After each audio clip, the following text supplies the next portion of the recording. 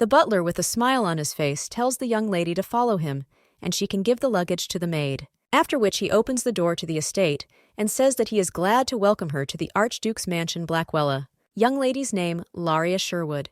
The girl thinks that everything is there, as in the novel.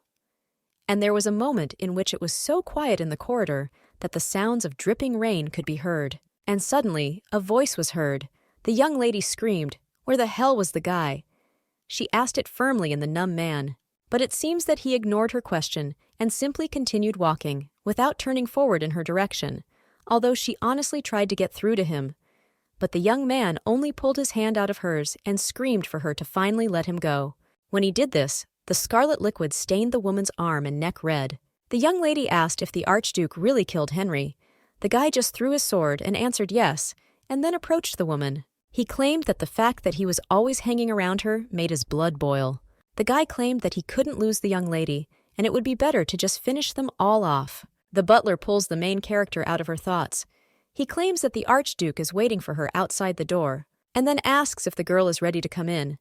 The blonde firmly states that yes, she is trying to pull herself together. When the butler enters the room, he reports that the Lady Sherwood has arrived. The girl understands that the man to whom she came. He is the male protagonist of this tragic novel.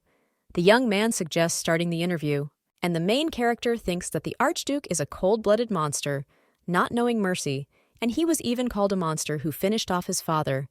This is about Nocton Blackwell. He is also the main character in the novel written by her. According to history, he is destined to meet the saint during a trip to the Holy Lands. In this tragic novel with a gradually progressing unusual love line, she is assigned the role of a villain who will in every possible way interfere with the love of the main characters. The young lady is Laria Sherwood. This girl is obsessed with love for the main character. Laria's story in the novel is that she longed for Nocton's love, but failed time after time. As a result, when the main characters got together, Laria, stunned by jealousy, tried in every possible way to harm the main character, because of which she aroused Nocton's wrath and ultimately died at his hands. This was her ending, and on the day when the young lady woke up in the body of Laria, for a long time she simply could not believe her eyes. The girl kept thinking that this was a dream that would soon end, but alas, she realized that she was destined to die. The blonde locked herself in her room and did not want to leave it. She simply could not accept her terrible fate. The servants were still whispering whether their mistress's condition had changed. One of the servants confirmed that this was the case, and for some unknown reason, the young lady had suddenly closed herself off and refused to come out. But then they conclude that it is better to leave her alone, because they still won't be able to help until the lady herself asks for help. The main character only thinks whether this is really a punishment for the fact that she quit writing the novel without finishing it. But she thinks whether this is fair and who even gave the right to do this to her. But suddenly a thought struck her. The girl thinks that the meeting between Laria and Nocton took place on Laria's initiative. Well, if she acts differently and avoids Nocton with all her might, then she might survive. Moreover, knowing the plot, she can avoid all the places where I could accidentally cross paths with him, and the girl thinks that this way she can definitely survive. The young lady finishes writing and says it's worth a try. The main character decides to take advantage of the fact that she knows all the events of the novel, because thanks to this, she will be able to change the life of Laria Sherwood. The main character thought that she would secure a bright future for herself, but everything did not go according to plan. After all, one morning a tiny crack appeared in her plan, and then it all began to fall apart at the seams. A young lady came into the room where her family was eating. Her mother claimed that the girl was late. The main character greeted her mother, and the woman only asked why her daughter wasn't ashamed to wish them good morning after being so late. Her father works so hard away from them for the benefit of the whole family. She is an ungrateful slacker who does not deserve even a grain of rice, and now she has decided to show her character even more by locking herself in the room. The woman asks whether Laria is not at all ashamed, then tells her to walk around and sit down quickly so as not to keep them waiting. The young lady agrees, but she herself thinks that this morning, just like in the original, she had to listen to her stepmother's lecture, after which everyone began to eat. The main character calmly sat down next to her older brother, but suddenly the boy sitting in front of her began to giggle. Laria didn't understand what was funny about this, but when she tried her piece of meat, she immediately spat it out. The boy and his mother just grinned at this, and the young lady realized that this bastard had oversalted her food. The blonde claims that this dish is a little not to her taste. She understands that nothing foreshadowed trouble because it was a completely ordinary day, the events of which she knew very well. So the stepbrothers' pranks were even expected given their relationship in the novel. The main character tells the maid to bring her a biscuit. The maid is a little shocked by this, and Laria just tells her to hurry up, after which the maid brings a biscuit, and then turns to the mistress and is a little excited. He tells her to eat little by little and not rush. The main character thanks the maid for her care and thinks that the maid is so worried because she didn't really eat before. The young lady realizes that she has not eaten biscuits for a long time, but this is her favorite dish. But here, unfortunately, buckwheat flour is quite expensive. Her mother and brother just look at each other and smile, and then the woman excitedly asks what's wrong with her daughter's face. The main character thinks who could have known that a simple breakfast would show her that this is not just a novel, but a very real whole world. This incident was that very small crack. The maid only claims that the young lady has an allergic reaction to buckwheat, and the girl is a little shocked by this. The maid only adds that, fortunately, everything is not that serious, and the girl just needs to rest and exclude buckwheat from her diet. Mom asks why the girl eats buckwheat, to which she is allergic. And the younger brother claims that, of course, he always teased his sister by calling him a pumpkin head, but now her head is exactly the same as a pumpkin. Mom tells her daughter to continue to be attentive and take care of herself, because she is no longer little. The main character is only in shock because she doesn't remember that Laria was allergic to buckwheat, because she didn't write anything like that in the novel and didn't write down such details for this character. The maid says that it was precisely because of this that she did not want to serve this dish to her mistress. After all, for a very long time she felt bad from biscuits, and after that she didn't ask for them at all.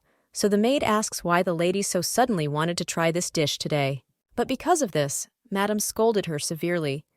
The main character only apologizes to the maid, and the maid asks the young lady to be more careful next time. Laria thinks that this is very different from the events described by her. The girl thinks that this is all very strange, and if you think about everything carefully, she will torture the main character Laria. The joyful estate was returning, surrounded by red roses. The young lady even remembers describing how she danced alone among the roses. But now there is not a single flower there, let alone roses. After Togokak the girl got into the novel, she was busy adapting to this place. So I didn't even pay attention to it, but everything there is not at all as she wrote. The young lady could not even imagine that history could develop on its own. And in other words, this also means that she can meet the main character anytime, anywhere. Well, the young lady is trying to distract herself from these thoughts. She understands that there is no need to immediately think about the bad. After all, it's better for her to pull herself together and find the personal diary that Laria kept, because if she can find it, she will compare her knowledge about the novel and Laria's notes, and then come up with something. Thus, consoling herself, the main character tried to grab onto the tiny hope of survival, and she ignored the growing anxiety that made her feel uneasy. The young lady realizes that this diary must be there somewhere. And a few moments later, he sees him under one of the dresses. Well, suddenly I hear a maid's voice behind the door, who claims that the lady has a guest. The main character claims that she was not waiting for anyone, but the maid says that this man said that he had arrived to pick up Laria Sherwood. So is the lady sure that she was not waiting for anyone? The young lady is shocked by this and doesn't understand who it is. But then the maid claims that the man has arrived on the orders of Archduke Blackwell. The main character is a little shocked by this. She understands that she needs to read the notes quickly, because even though the plot has changed, she couldn't go and meet Nocton so quickly. But when the girl turns to one of the pages of the book, she is surprised. She wonders when she will finally be able to get rid of this suffering, and will this really happen only after death? Her father always treated her with indifference, and stepmother Hilary did nothing but reproach her for the slightest mistake and punish her. Even her own brother pretended that she did not exist at all, and Adolia's half-brother tried in every possible way to make fun of her and hurt her. In this house, she has neither support nor support. But today she was very lucky, because she found an advertisement that the Blackwell family was looking for a nanny for their children. The main character reads that if Laria could get a job with the Archduke, she could live happily ever after. Unfortunately, she has no work experience, but she is confident that she can come up with something. Laria should also write a resume, and the day after tomorrow secretly send it to the Blackwell mansion. The girl wrote that she would believe that everything would work out, and she would be able to leave this terrible place. The main character, looking at one of the pages, thinks how it happened that the novel she wrote has changed so much. Suddenly, a maid turns to the lady from behind the door and asks if she can come in and help her change clothes. When the young lady agrees, the maid begins preparations. She claims that she will try to cover the allergy spots with powder. Laria only thinks that even if she refused to accept the person he sent, it's not a fact that this Hertz would just give up and leave her alone. But, on the other hand, if now she goes there and meets Nocton, after all you will have to talk with him. But the girl thinks that if their meeting is inevitable, then it would be more prudent to meet him, and then decide how to proceed further, because such a plan will be more reliable and flexible, and everything will be under control. When the young lady enters the room, her mother immediately jumps up from her seat and screams her daughter's name.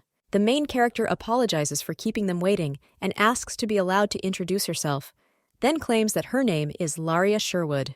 The messenger says that the girl has finally arrived, but he was waiting for her arrival. Well, suddenly the girl's mother interrupts him and tells her daughter that they need to talk in private. She turns to the young man and apologizes because she urgently needs to talk to Laria, and she hopes that the guy doesn't mind. And the message says that of course they can do it and he will wait, after which he is left alone. And when Laria and her mother go out into the corridor, the woman screams out whether her daughter wants to explain to her what the envoy from the Archduke's estate is doing there. And did the young lady send her resume hoping to become a nanny? The woman also screams why the hell Laria even decided to do this secretly. The main character just sighs and thinks that she expected such a reaction. She wonders what should be done in such a situation. Should she try to apologize? But the girl understands that this is not an option, and seriously says that mother herself said that she is an ungrateful slacker who does not deserve even a grain of rice. The woman is shocked by this, and the young lady understands that even if she didn't do it, she still can't bend under them and needs to stand up for herself. The girl claims that she made this decision because she no longer wants to remain a slacker, but then he turns to her and says that she still should have consulted with her family and not made a decision alone. But the young lady asks if they ever cared about her. These two are surprised, and the main character only asks if they managed to forget that they did not react in any way to their little sister, who had a rash from buckwheat. The girl claims that she does not remember the family being concerned about her condition. Then the young man says that he still shouldn't have made the decision alone, because their lives depend on it, not hers alone. Laria says that if this is the case, she will listen to what her brother thinks about this. The envoy sits with a cup of tea and thinks what they are discussing for so long. The brother of the main character at this time says that it is worth starting with the fact that the Blackwell family is the most respected in the empire, and asks if his sister understands that if he makes even the slightest mistake there, then their entire family will not escape shame. The main character just thinks for a minute, and then approaches her brother.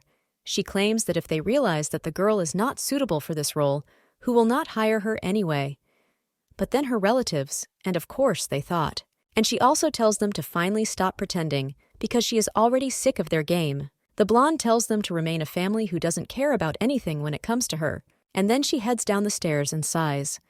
Laria thinks that although she will return there later, she has made the right decision now. The girl with a smile on her face hopes that this will serve as a lesson to them, and they will no longer pester her. Well, suddenly her brother stands in front of the door, blocking the passage. The main character asks what Adolf wants, but he only asks Pumpkin why she so suddenly decided to leave home, and is it really because he teased and offended her all this time. He screams for Laria to tell her where she is going. The main character only thinks what he cares about this, and it would be better if he sat in a corner and didn't rock the boat. The girl tells the messenger that her brother is not right in the head, so it's better to just ignore him. The young lady thinks what all these games and changing shoes are for, because if he behaved like a bastard in front of his family, then in front of others, let him show what an asshole he is to them. The main character asks her brother what all this is for, and tells him to let the guests through and to stand aside.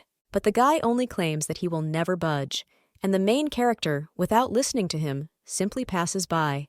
Then the young man screams her name, but the main character is not very concerned about this and simply leaves. Now she is talking with the Archduke. The girl asks permission to tell me a little about herself. She says that she is 19 years old, and she is the second eldest in the family.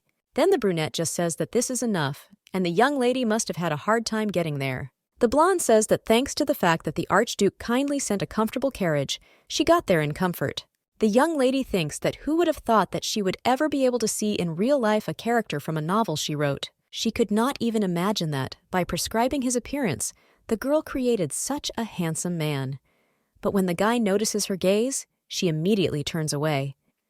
The young lady realizes that she has been looking at him for too long. He looks at the main character and is silent, and then says that he read her resume. Then he claims that, to be honest, he really cares about the trash.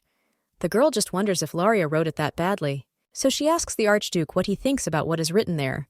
But the guy says that at least he had questions about why she mentioned sewing lessons and tea parties if it had nothing to do with work. But still, he decided to give her the opportunity to prove herself, since the young lady wrote that she could cope even with hard work, such as cleaning the house. But something tells him that the girl would rather cry with the child than calm him down.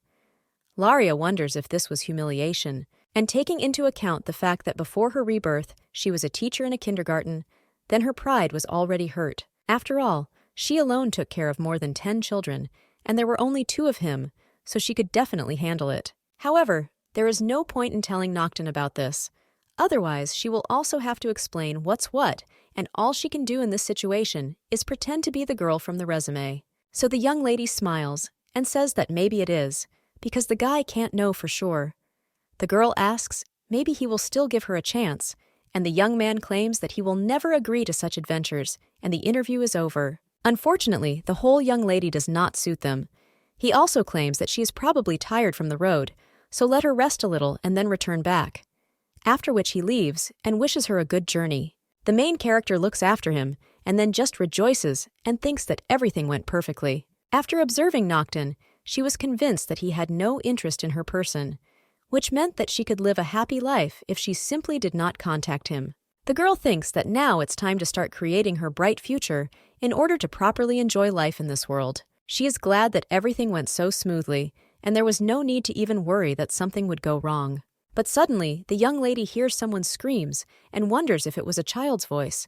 Someone else told the young master to stop crying. He claimed that this time he would forgive, but the boy should not repeat this mistake twice, and he should control his body without making unnecessary movements. After all aristocrats go through this stage, and there is no way to do without physical punishment. The main character thinks who the hell punishes children like this anyway? She immediately starts running towards the screams and thinks what the hell this is. And when he opens the door, he sees 2 kids there in tears. Laria asks what they are doing there. When the woman swings her weapon once again, the young lady covers the children and screams for her to stop now. But the brunette only asks who the girl is and how dare she block her path. The main character says that her name is Laria Sherwood, and she came for an interview for a nanny position. The woman just grins and says that this is ridiculous, so let the girl stop already and be more reasonable. Otherwise, she will think that the young lady wants to say that it is better for her to follow her orders, and not the instructions of the Archduke. The young lady claims that everything is wrong, and that it is because the children looked so scared. The main character, seeing the boy's wound, approaches him and asks what's wrong with his hand and whether it hurts much. The young man claims that his fingers are burning, and Laria thinks that her son lying on this as a child did it because of spilled tea.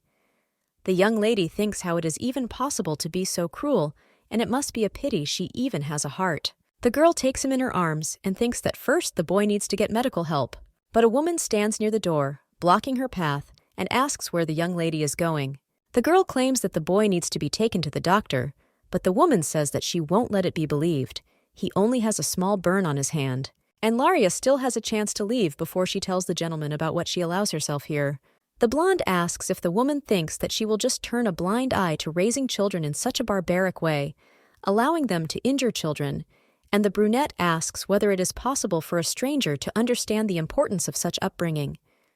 The main character thinks how this woman infuriates her, and wonders if there are people who are proud of the fact that they are sadists and also towards children. Therefore, the girl screams for the woman to take him to the doctor herself, because if help is not provided soon, then a trace may remain.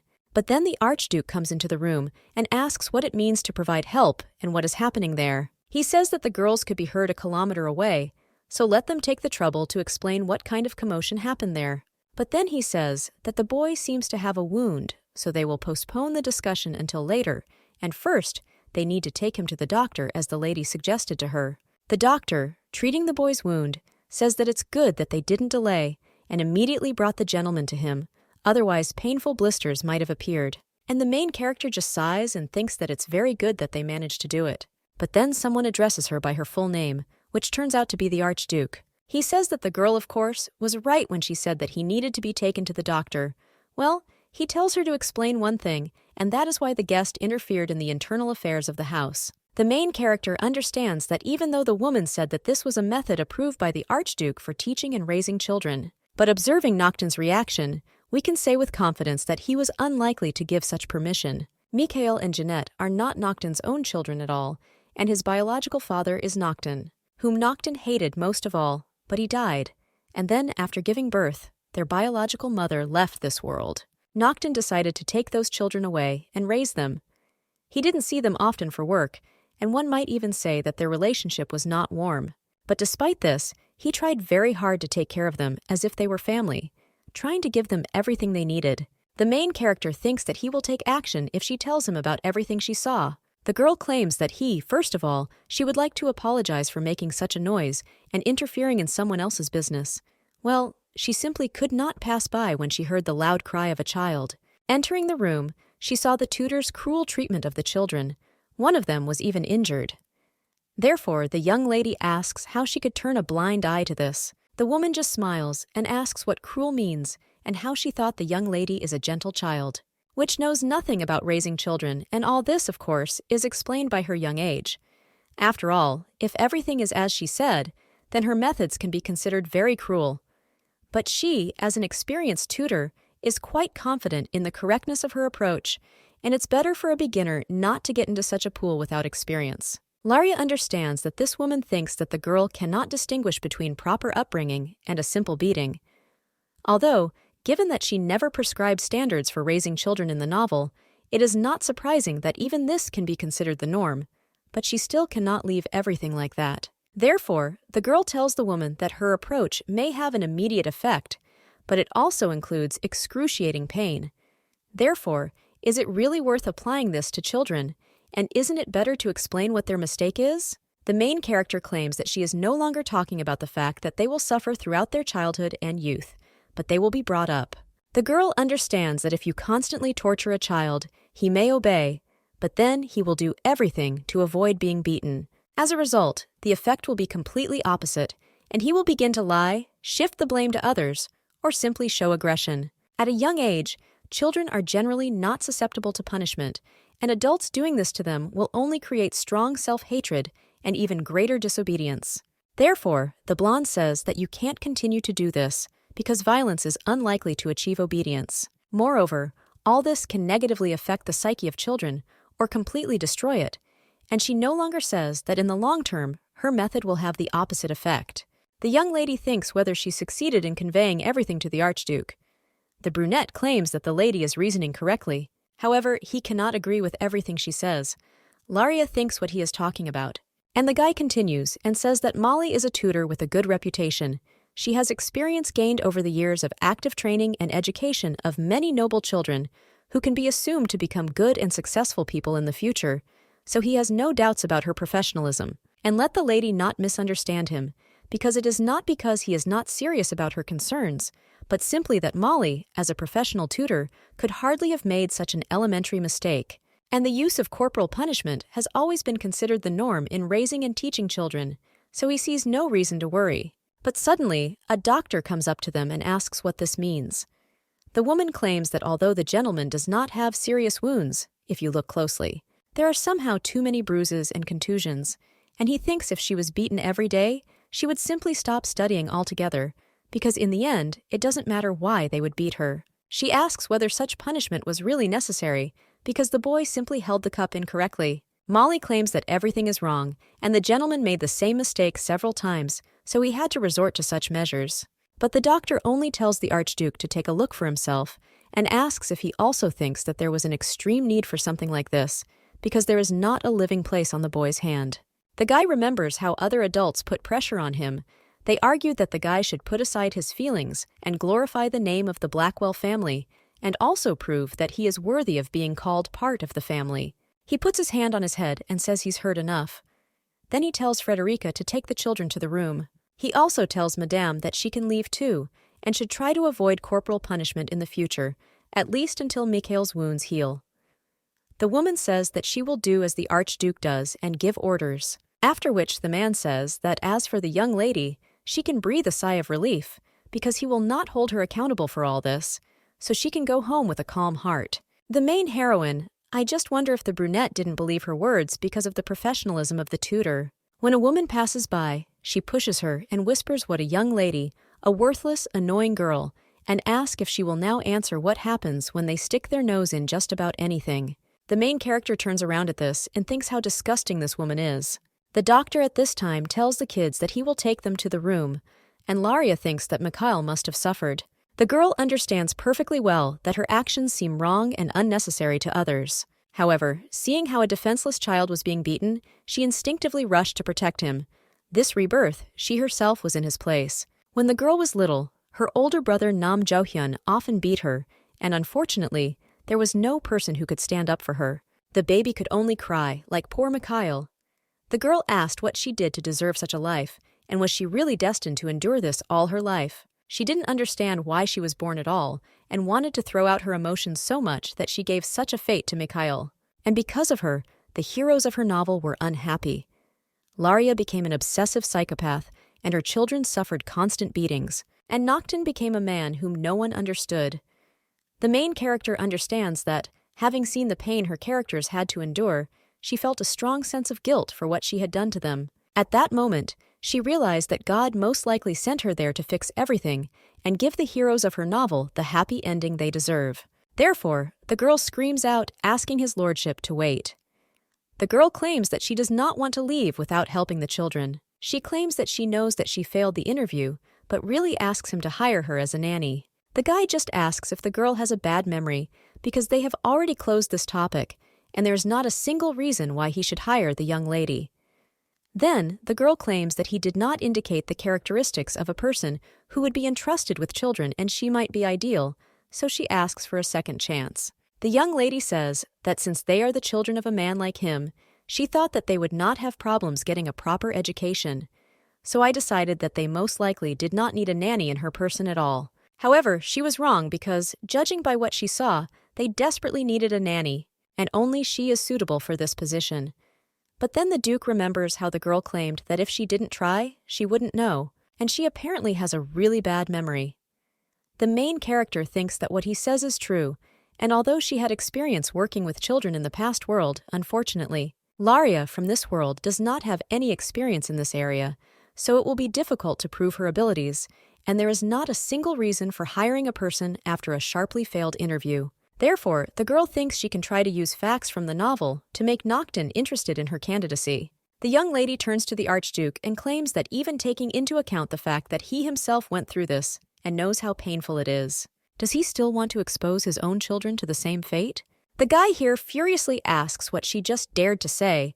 He claims that he kept wondering how the young lady got so much confidence, and it seems that she somehow managed to find out about it. He approaches the girl and asks what will happen next, and whether she will start blackmailing him or extorting money. After all, if she really decided on such insolence, then he would finish her off right now.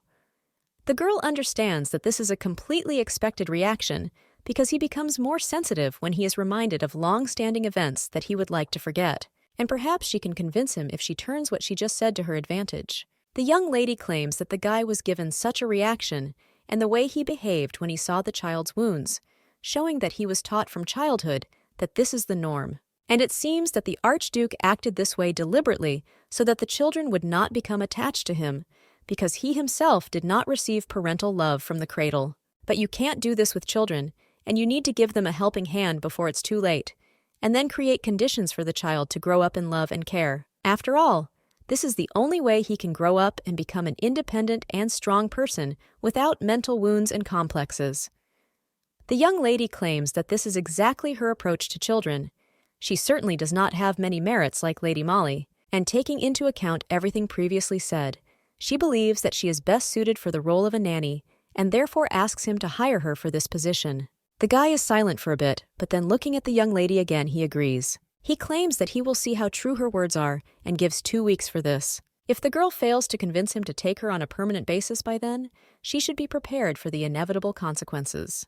The main character only confidently agrees and tells him to be sure that she will become a good nanny. A short time later, the maid takes the young lady to her room. She bows and asks to be allowed to introduce herself. And then she claims that she is Mary, and from now on will be her personal maid. After which the maid says that the lady is probably tired, and if she wants, she can rest there. After which the maid asks if she can bring her some light snacks. The blonde says that you shouldn't believe it's too early to rest, after which she asks if the maid can fulfill one of her requests. The girl understands that after Togokak, she received the position of a nanny and her own room. She decided to immediately get down to business. And the first, and also the most important thing in this matter, is to find a common language with children. The young lady is welcomed with them and says that her name is Laria Sherwood and that she will be their nanny for today. The girl also says that she saw them before and asks if they remember this. But the kids are only silent, and the main character understands that they are both wary for now. But however, she knew that this would happen, so she prepared in advance. The maid asked if the lady wanted her to prepare a lot of snacks, but then said that the tutor Molly limited the children snacking to once a week, saying that it was a bad habit. But Laria asked the maid to do her a favor and do it just this once. The girl understood that she also knew very well that frequent snacking is harmful to the health of children and can contribute to the formation of unhealthy eating habits. But this is the only way, because eating delicious things together can bring you closer together. The girl claims that she asked to prepare all this so that the kids could enjoy the sweets, so that they can take what they want and eat without embarrassment. The boy asks if they really can, and the main character says that today their mood has really deteriorated, and when this happens to her, she's usually sweet, so there's nothing wrong with that. And then the girl tells them to hold the cups as they are already accustomed, and not to be afraid that the cookies will crumble, because they can just enjoy the tea and treat. Then the boy takes the cookie and eats it. He says how delicious it is. The main character asks if this is true, and says that she also likes oatmeal cookies with chocolate chips because they are great, after which the lady offers to take some delicious food too. The girl does so, and the main character says that she tried to choose what they would like.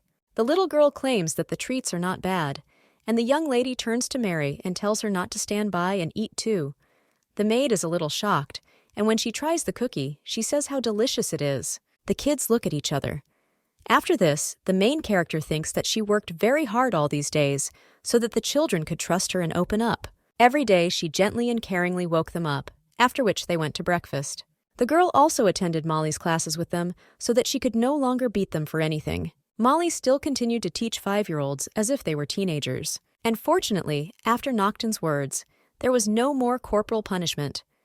The main character thinks that it has become somehow suspiciously calm, and maybe she is just screwing herself up and the woman really realized her mistake. The girl thinks that the moment will soon come when she can officially become a nanny. And being a nanny, she will improve the relationship between the children and Nocton. She will say that children should be hugged affectionately and with love. The girl also plans to help the guy get closer to the main character so that they can have a 100% happy ending. She can already imagine how the young man will thank her for the fact that everything turned out well for him. And these two will become a happy family. And since the romance will have a happy ending, then she too will be able to live happily somewhere away from them. But now the young lady finds herself locked in a cramped room with the Archduke. The main character thinks that she could not even imagine that her actions would lead to such an outcome. Before this, it was her 10th day of working as a nanny on probation. The young lady asked if the gentleman wanted to go to sleep. She claims that she understands everything perfectly, because even at his age, she didn't want to sleep either. But if the boy does not sleep, he will not grow up as healthy and tall as the Archduke. The girl offers to look at the young mistress because she is great and is already ready for bed. After that, she tucks the boy into bed and asks what to do, and then offers to read him a bedtime story, because that way he will definitely fall asleep. But the boy only asks her to promise that when he falls asleep, the girl will not go anywhere and will remain in the room. After all, when Laria is not around, Molly's tutor comes and starts saying all sorts of nasty things. The main character asks what he's talking about, and the little girl covers her brother's mouth and screams so that he doesn't dare tell. But the boy claims that he cannot, and claims that Molly's tutor gives them some kind of tea every night. Laria is shocked by this, and the boy continues and says that even when they said that they wanted to sing it, the woman still brought it the next day. The baby then claims that this tea is very strange, and because of it, it is difficult for Mikhail to fall asleep. The main character asks if the kids happen to know what was added to the tea. Janet says it was lemon mint flavored. Initially, the woman gave this tea to both her and Mikhail, but the little girl refused to sing it and hates her, so the woman now forces only Mikhail. Molly claimed that this tea is very useful for a growing body, but since the girl doesn't want it, she won't force it. The brunette asked to keep it a secret that she was giving it to them and claimed that they would see that everyone would be pleasantly surprised at how much the young master had changed thanks to him, because they were also interested in how everyone would react to the changes that had happened in the young master's body. The young lady understands that this tea only promotes the rapid growth of children, so there is little point in hiding this. And the little girl asks Mikhail who pulled his tongue in the first place, because now they will be scolded. The boy apologizes. A short time later, the main character asks the doctor about everything. Frederica says that when it comes to lemon and mint-flavored tea, all that comes to mind is work night. Laria asks what it is, and the doctor claims that, as the name suggests, this tea is usually drunk by those who need an evening boost of energy. After all, they use ingredients that prevent you from falling asleep. Then the girl asks if they drink it instead of coffee, and now she understands why Mikhail can't sleep for so long, and it's all because of this. Well, the doctor asks why the girl asked about this. The main character claims that he was simply recommended to her. Then she asks if this part could somehow contribute to growth if given to children. The doctor just jumps up from his chair and tells the young lady to never do this and just get the thought out of her head. Laria claims that she did not intend to do this at all, and the doctor points to the book and says that some of these strong components put a lot of strain on the heart, so you can't take it in large quantities even for adults, not to mention children. After all, this can even provoke cardiac arrest. After this, the main character thinks why Molly did this. She enters the kitchen and wonders if there is anyone there.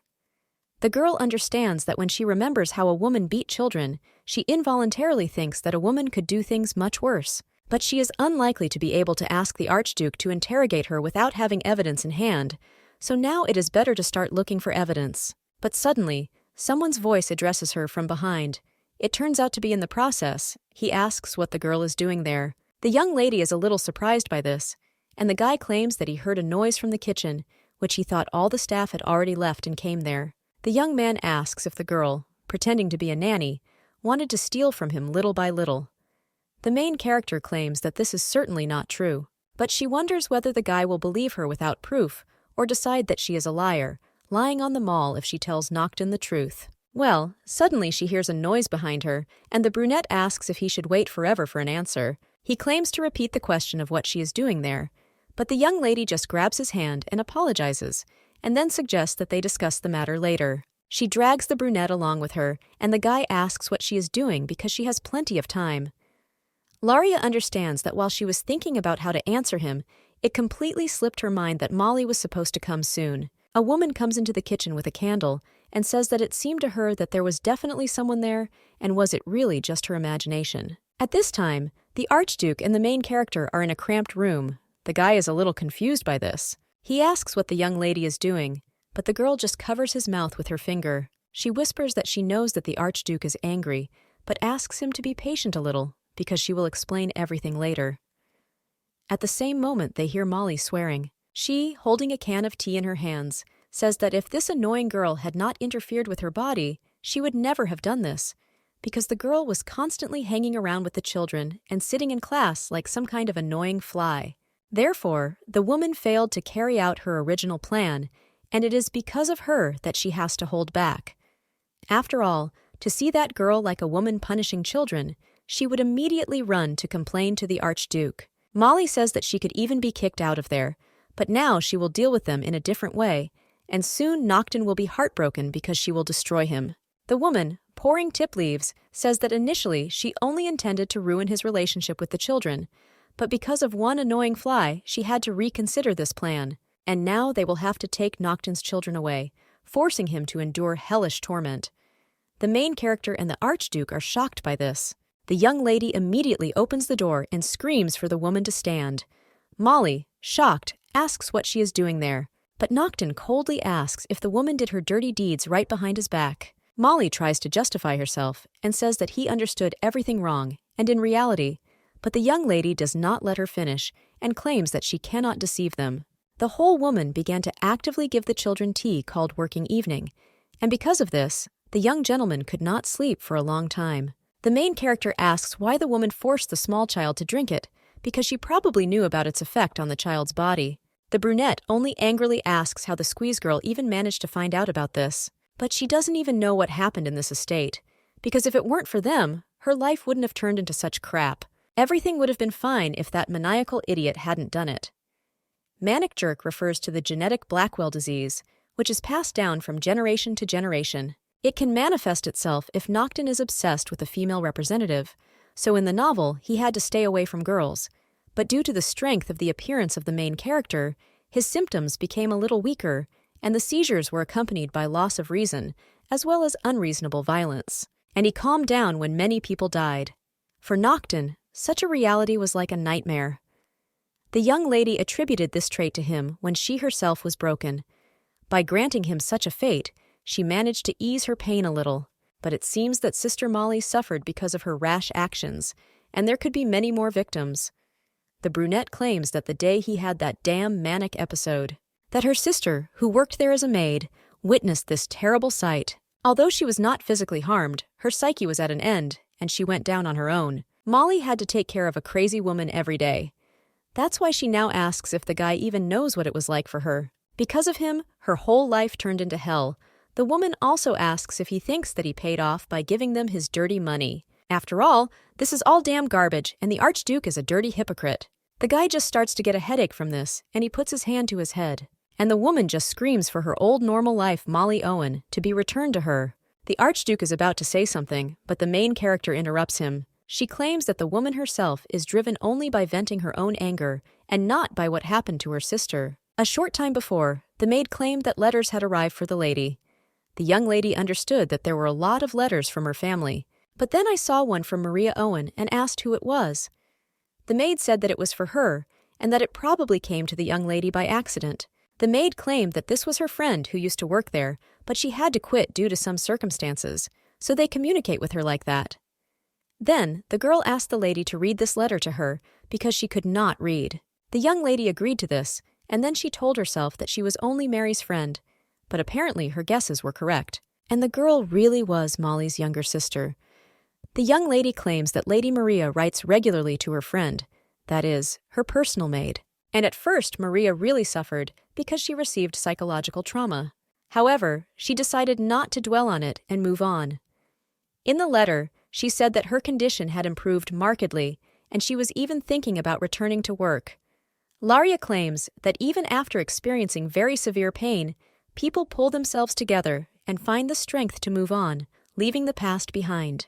When a person experiences injuries, no matter what nature, their loved ones become more susceptible to their relatives and sometimes even suffer more than the victims themselves.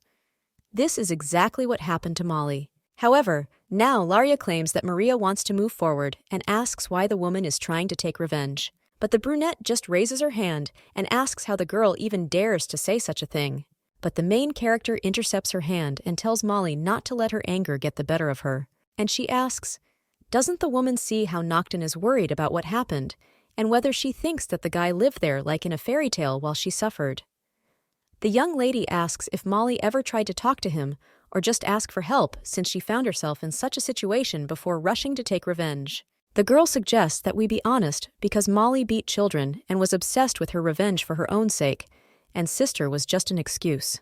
But she could have at least bothered to ask how her sister is doing, since she loves her so much that she decided to take revenge, and maybe she should still talk to her sister. In a letter to the maid, Sister Molly wrote that everything was just fine with her now, and thanks to the support of the Archduke, she could attend school and had even learned to write. She claimed that, to be honest, when leaving the mansion, she thought that she would live in eternal fear, but everything is fine because she realized in time that she had the strength to move on. The woman puts her hands on her head and screams that it is too noisy, and then asks if she is doing all this for herself. Then he asks what they might even know about her. Molly grabs the knife in her hands and screams that her life is perfect. It was destroyed because of them, so they must die, after which the woman brandishes a knife. But the Archduke covers the main character with his body, but at the same moment, knights burst into the room.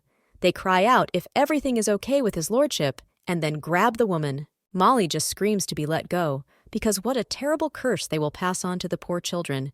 They will grow up to be monsters just like him. Therefore, Necton Blackwell doesn't deserve happiness and should be damned.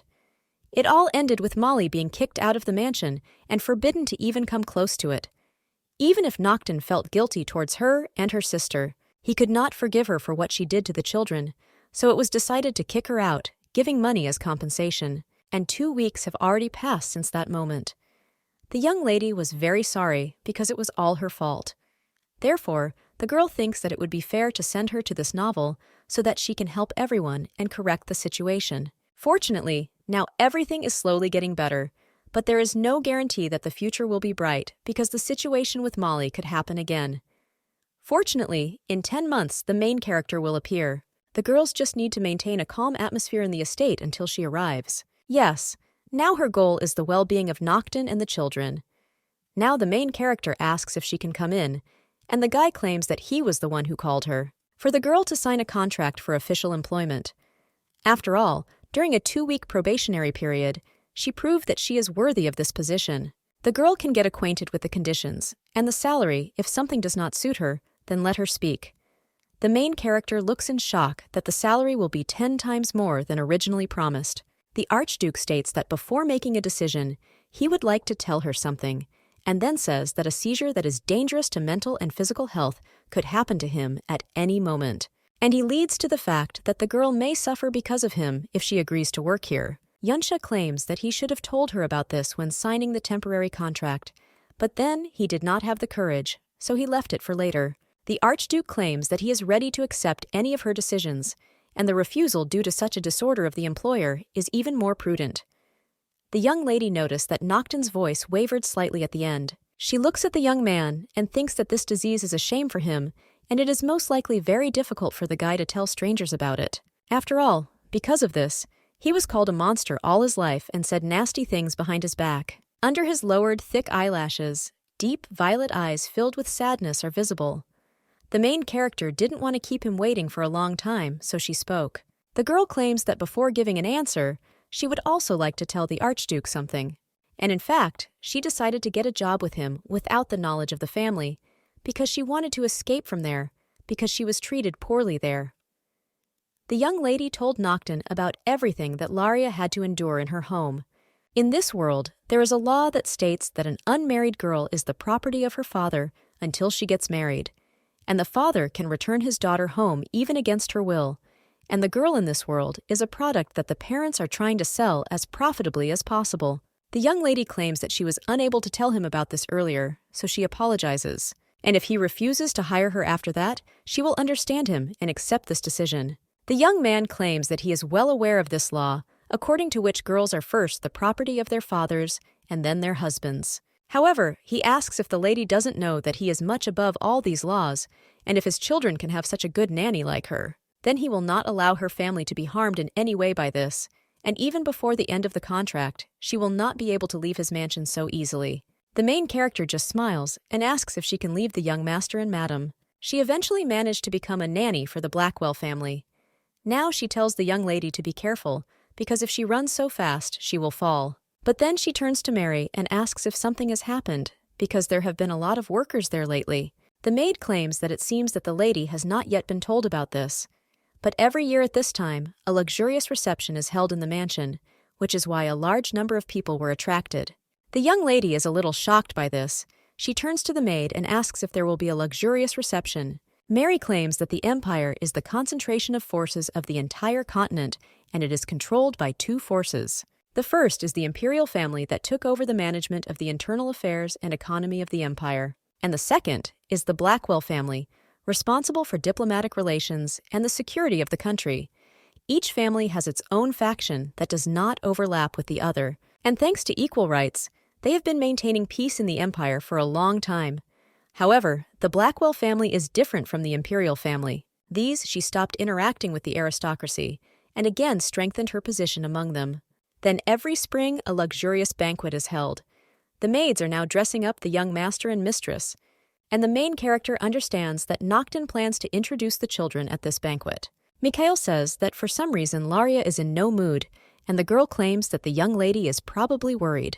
The main character only thinks why she's so restless, because this is a simple banquet for aristocrats. But then she remembers that the Sherwood family will also attend this banquet, so the girl would really like to skip this event. The main character also realizes that around this time Laria falls in love with Nocton. The girl understands that her family will easily find her if she appears with her children at the event, because these little angels will definitely attract a lot of attention. Suddenly, the maid turns to the mistress and asks if she can tell her what doesn't suit her about the clothing design, because the girl sighed so heavily. He tells the main character that there is nothing like that. She understands that she has been so thinking about her problems with her family that she has even fallen out of reality, so the girl decides to think about solving this problem later. The young lady points to one of the designs and says she likes it, but it would be nice to make some minor changes. The maids ask what kind, and Laria asks if they know that the guys are 5 years old. Unfortunately, this design is not very convenient for children of that age. After all, for such a dress you will need a corset, and you will also need to shorten the sleeves and the dress itself, because a child can accidentally step on the hem and fall. And the main character asks how about Togo change one more thing. The maid is amazed by this and asks how the lady came up with this idea. It's brilliant. The blonde claims that she was only thinking about the comfort of the children, and there was nothing special there. The young lady adds in her thoughts that as a person coming from the 21st century, she is a little embarrassed to receive praise for such trifles. The maid only says that the mistress could have said something like that they should do as they want and do only their direct duties, but the young lady is so caring that she helped them and provided the children with comfortable clothes. She claims that the lady is simply incredible because she saved the children from an evil woman named Molly. The maid continues to talk, and at this time, a good idea comes to the young lady. The main character asks Mary if she can ask the maid for something. After all, she would like to take her uniform for the duration of the banquet. The maid asks why, madam, she has already ordered the dress, but the young lady claims that she needs exactly what the maid is wearing now. A short time later, the banquet begins. Janet and her brother introduce themselves to the guests. Aristocrats say how cute the kids are. They are also greeted with the young master and madam, and states that it is nice to meet them, and also these clothes suit the little ones very well. The guys look at each other and think that Laria is watching them and wondering if they did a good job. The main character is standing on the balcony at this time. She thinks that the kids are great because they both did a good job. A little while ago, the maid asked the young lady if she wanted to disguise herself. Laria claimed that everything was so because she didn't want to be noticed by the family who would most likely arrive at the banquet, so she needed Mary's help. After this, the main character came to the children and asked if they had already been informed that the kids would have to attend the banquet. The boy claimed that they were told about this long before Laria's arrival, and to be honest, at first he resisted and didn't want to go there at all, but now he's not at all scared because Laria will be nearby. The girl thinks that the young master trusts her so much, and she is very touched by this. And the little girl just grunts and says that even if Laria weren't around, she would still go there. And the young lady understands that Jeanette is still wary of her, but it's not scary because if she continues in the same spirit, then sooner or later the girl will also open up to her. The main character says that they will be alone there, and she would like to play a game with them. The kids became interested in this. And the young lady claims that during the event she will disguise herself, and they will have to find her in the crowd. The little girl asks if this is some kind of hide and seek. Laria says that this is true, and there will also be one important task in the game, because you need to greet the guests properly, keeping their posture straight and observing etiquette, and if they cope with everything and find her. They can ask for any gift, after which the main character asks if they want to play with her. And the kids say what they want, and at the event they behave appropriately. The main character thinks that she would really like to stand with them and help them on their first appearance. But the best she can do is let them adapt to everything on their own. But at least she helped by starting this game. This way they will have fun and can adapt on their own. A couple of aristocrats are whispering to each other. One of them claims that it seems that the rumors are in her rally since the Archduke is now in good health, as the woman argued that there is no need to rush to conclusions because they don't know anything for sure. The man, asking whether the woman thinks that he would officially represent the children if he was unhealthy. And this is nonsense, because the Duke is completely healthy, and who even decided that he was almost dead. The main character is shocked by these words. But suddenly, a very familiar voice addresses her, and the girl realizes that it turns out to be her brother. The guy asks if she could bring him another glass of wine. The young lady apologizes and says that she is not responsible for the drinks, but she hopes that he did not see her. And the young man asks if the maid can then ask the one who is responsible for them, and thinks what kind of answer this is. The main character understands that she needs to hurry up and get out of sight before he realizes that it is her. But then the guy tells her to wait because the girl has a familiar voice and asks if she knows Laria by chance. But the young lady just shoves the tray in his face. The guy in shock asks what she is doing, but the main character runs away and screams that they know no Laria. The young man says that he didn't even have time to say the name, but the girl immediately realized that it was Laria. Therefore, he asks if his sister thinks that her words ring true. The main character screams that she is telling him the absolute truth, and the guy asks why she is running away then, and besides, he doesn't remember that the maids were allowed to lighten their hair that way. The blonde asks if the girl thinks that he didn't recognize her. Laria thinks why she was discovered so quickly. And shouldn't everything in the novel work out well for the villains? The guy asks her not to run away, because they need to talk, but the young lady doesn't listen to him and turns the corner. The girl thinks about what she should do, and whether she should just go into the first room she comes across and lock the door, and then Norman will bring his parents. Suddenly, someone grabs the young lady by the hand and drags her away. Her brother jumps out from around the corner and screams for Laria to stop running away and talk to him. But then he sees that there is no one in the corridor. When the young man passes by the next room, he sees that the door there is open. And also his sister's glasses are lying on the floor. The young man immediately bursts into the room and screams that he knows that his sister is there. But what he sees there confuses him, and the guy immediately closes the door and also screams out an apology for disturbing him. The main character was in the room with the Duke. A short time ago, when the banquet was just beginning, the Archduke was sitting at his place. He thought that at the banquet there was always music that gently envelops the ears, a little bitter wine, and most importantly, something without which not a single reception would take place. This is the climb of a nobleman, and the fact that he cannot afford to say or do anything unnecessary. The young man thinks how tired he is of all this, and at this time one lady turns to him. She says his lordship has a poor complexion. The guy replies that it's due to lack of sleep, and it's nothing. The man next to him says that the day of hunting for the flying Misha is coming soon, and his lordship must be excited. Well, by the way, his grandiose plan to catch them is about to begin to be implemented, and he understands the gentleman's feelings. The woman asks if this shouldn't be said in a whisper, and the man screams that it is obvious that victory is already in their pocket, and does she think that the bats, having heard the rumors, hide in the corners? He also asks if the Archduke thinks the same. The main character responds that if you think about it, wasn't their plan discovered in the past because the man was chatting about it at every turn? And what's more, they haven't even started yet, so he thinks it's too early for a toast. After this, an awkward atmosphere hangs in the air, and the woman decides to interrupt it. The lady claims that, in truth, before doing anything, the Archduke should have gotten a wife. The young man is with his husband and does not want to drink this wine, so he puts his glass in its place. He realizes that he only stabbed them a couple of times and not very much.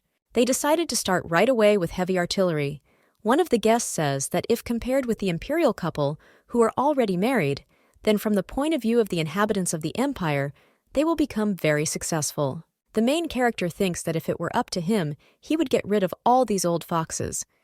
But then he sees Laria running away from the hall. Therefore, the main character rises from his seat and says that he will probably go. The woman asks if his lordship is leaving already, but the young man claims that it seems his maid is going to run away before the end of the contract. All his interlocutors are a little surprised by this answer, and now the main character is with the Archduke. The young lady pushes him back and asks if the guy has gone crazy, and is it possible to appear like a jack-in-the-box and grab the lady in his arms. The guy claims that he saved the girl from the fate of being forcibly seen and asks if this is her gratitude. With a serious look, he tells the lady that, taking this opportunity, he would like to make her an interesting proposal, and then he asks if she wants to get engaged to him. But suddenly the young lady's brother knocks on the room. He screams that he knows that Laria is inside, so she will come in now. The main character only asks the guy why he suddenly asked her about the engagement and invites the guy to let her go first and then talk. The young man claims that, as he thought, explanations are needed, and Laria thinks that this is not why he proposed to get engaged to Togoni, and of course they are needed. The guy claims that the young lady must have heard rumors about the imminent death of the Archduke. The main character says that she heard about this today in the banquet hall, but this is simply ridiculous. So the young lady asks what this has to do with the engagement, and the guy says that then she probably knows too, that the root of these rumors is the imperial family, because unlike the imperial family, that, thanks to an early marriage, produced a crown prince, the Blackwell family is an interesting catch in the eyes of society who love gossip. And so, rumors spread that Archduke Blackwell's mind was shaken, and this gossip, passed from mouth to mouth, grew like a snowball. This is how a rumor appeared about the imminent death of the Archduke and the collapse of the Archduchy. Laria asks if it's working out that in order to show society that everything is fine with the Blackwell family and to save her from the attacks of the Sherwood family, the guy offers them to get engaged. The young man replies that he likes the way Laria grasps everything on the fly. The brother of the main character, listening to all this, is a little surprised. He thinks what the words mean that the Archduke likes it when she grabs him and what we are talking about. The guy thinks that the brunette could seduce his sister and persuade her to become a maid, so he immediately screams that the truth will come and counts to 3. The main character asks the brunette if her brother heard her conversation, and the guys answer that because of the thickness of the doors, it was almost impossible to hear everything in detail. But then her brother starts counting down. The young lady thinks that she should stay there and help Nocton, and then he will have a better chance of a happy ending. And if she returns to the Sherwood family now, her life as Laria will become unpredictable. The girl understands that even if this is not what she wanted, she claims that she agrees. The guy smiles in response to this and says that this is great. He then smears lipstick on her lips and says that from the moment they leave this room, they will become loving souls who enjoyed a secret meeting. After this, the main character opens the door. Her brother asks if she has finally decided to meet her brother, but when he sees her face red with embarrassment, he asks what happened to her. The main character tells him to just pretend that he didn't see anything, because he already disturbed her. Laria claims that she was supposed to take care of the young lady and gentleman, but fearing that the family would recognize her, she disguised herself. However, the brother surpassed himself and prevented even her secret meeting with her lover. The blonde screams that she's lying again, and it's all nonsense, because in fact the girl doesn't want to come back, and that's why she's lying. But the father was also very angry, so they should return immediately. He claims that he sent the young lady first, because she said she would figure it out on her own. But he never thought that his bride would be treated like this. Her brother, shocked, asks if the Archduke wants to say that Laria is really his bride, and he protects her as a groom. The brothers ask Mr. Archduke for forgiveness, but says that even if they are engaged, then his sister is still a member of the Sherwood family, and according to the law of the empire, the bride can be considered a member of the groom's family only if both families agree to this union. The young man squeezes his sister's hands and says that according to the rules, the engagement that took place with the participation of the Sherwood family should not take place. But suddenly he screams in pain. It turns out that the Archduke grabbed his wrist. The guy claims that therefore, the Sherwood family respects the Blackwells, but apparently does not want to accept him as a son-in-law, and this turns out to be a little funny. The young lady's brother is very scared by this, and then says that everything is wrong and apologizes. At this time, a servant approaches a man in a robe. He apologizes and says that they finished work later than planned. The stranger only asks if the preparations are completed, and the servant replies that, yes, and as soon as the main ceremony begins, they will continue as planned. The man says that this is good, and they can return to their places and also be ready. After which the servant leaves, and the stranger thinks that the night is dark today, and she is just right for the Blackwell family to fall.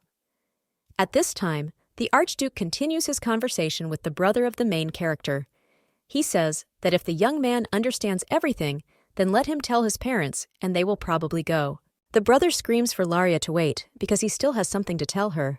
The Archduke only asks if everyone in the Sherwood family has a bad memory, because it seemed to him that he explained it clearly. The brother claims that he, of course, understood everything, but asks to be allowed to talk to his sister. The main character turns to his lordship and asks if he will leave them for a while, because, as her brother said, they have not finished the conversation with him yet, and if something happens, she will immediately call the Archduke. Then the young man agrees, and says that he will wait nearby, and if he is needed, then let the young lady call him. The brother thanks Laria, and says that now that he knows that the girl is the bride of the Archduke, he will not forcibly take her home, but just don't let her announce her engagement at this reception. The main character asks why she shouldn't do this. And the young man claims that some nobles supporting Blackwell want to go over to the side of the imperial family, and there were rumors that something was going to happen at this reception. But a villain could be hiding in the hall, and if they find out that the girl is the bride of the Archduke, this could put her in danger, so the sister should be careful. The young man claims that he just wanted to tell her this, and that's why he delayed her, but now he has to go. Laria is a little surprised, because Norman, who had no business worrying about her, the girl wonders if he is trying to make amends in this way, but then he thinks it's a little weird. The young lady thinks that, given Noctin's character, he will use their engagement at the right time. Also, the guy is unlikely to introduce her as his bride today for no reason, but the girl wonders whether Noctin knows that there may be people in the mansion who want to harm him. Therefore, the girl turns to the Archduke. The guy asks what happened, and the young lady tells him to just imagine. What would happen if he heard that a bad person had entered the mansion? The young man claims that he now understands what his brother told Laria, and then he says that this is his mansion, and asks how can he not know that a rat got into it. The young man says that making the traitors think that they have an advantage and hiding the fact that he knows about everything is some kind of plan, and the villains have no idea that they have fallen into their own trap. The main character asks if this means, in order to catch the traitors by surprise and catch them, the Archduke specifically allowed dangerous people to enter the mansion. The guy asks what's wrong with this, because the knights of the Blackwell family also disguised themselves and mixed in with the crowd, so there's no need to worry about safety. But the girl screams that the young lady and gentleman are also there, despite the fact that the knights are monitoring the situation. But what will the guy do if something happens to them, and now is not the time to be idle? The main character asks who the girl even takes him for, because they quickly find out who they are as soon as they enter the banquet hall. The young lady claims that such disregard for safety leads to accidents, and he, as a father, should be ashamed of his indifferent attitude towards the safety of his children. The young lady holds out her hand and says that if he is even a little ashamed, then let him go to the banquet hall with her right now. At this time, the kids are among the nobility. The girl asks where Laria is, because she keeps looking around and doesn't see her. But Michael tells Janet to look at the stairs. And when they do this, they see Laria walking with the Archduke. People immediately start whispering. One woman says that the Archduke himself is accompanying the young lady, and she is seeing her for the first time. The woman also asks if anyone knows who this lady is. The main character thinks that she came with Noctin, so all eyes are now directed at her. The rumors continue. One of the people says that it is immediately obvious that the girl wants to seduce the Archduke, and that is why she stuck to him. Another man claims that the girl wants to raise her status at the expense of such a man, and this may be female hopelessness. Although there are many parents who are ready to sell their child to a richer man, they claim that the girl is of no use, so they probably just threw her away. The main character wilts a little, but then Mikhail and Jeanette turn to her. The young lady approaches them, and the boy says that a little earlier he found a person with the same hair color as hers, and the little girl claims that she immediately guessed that it was not Laria.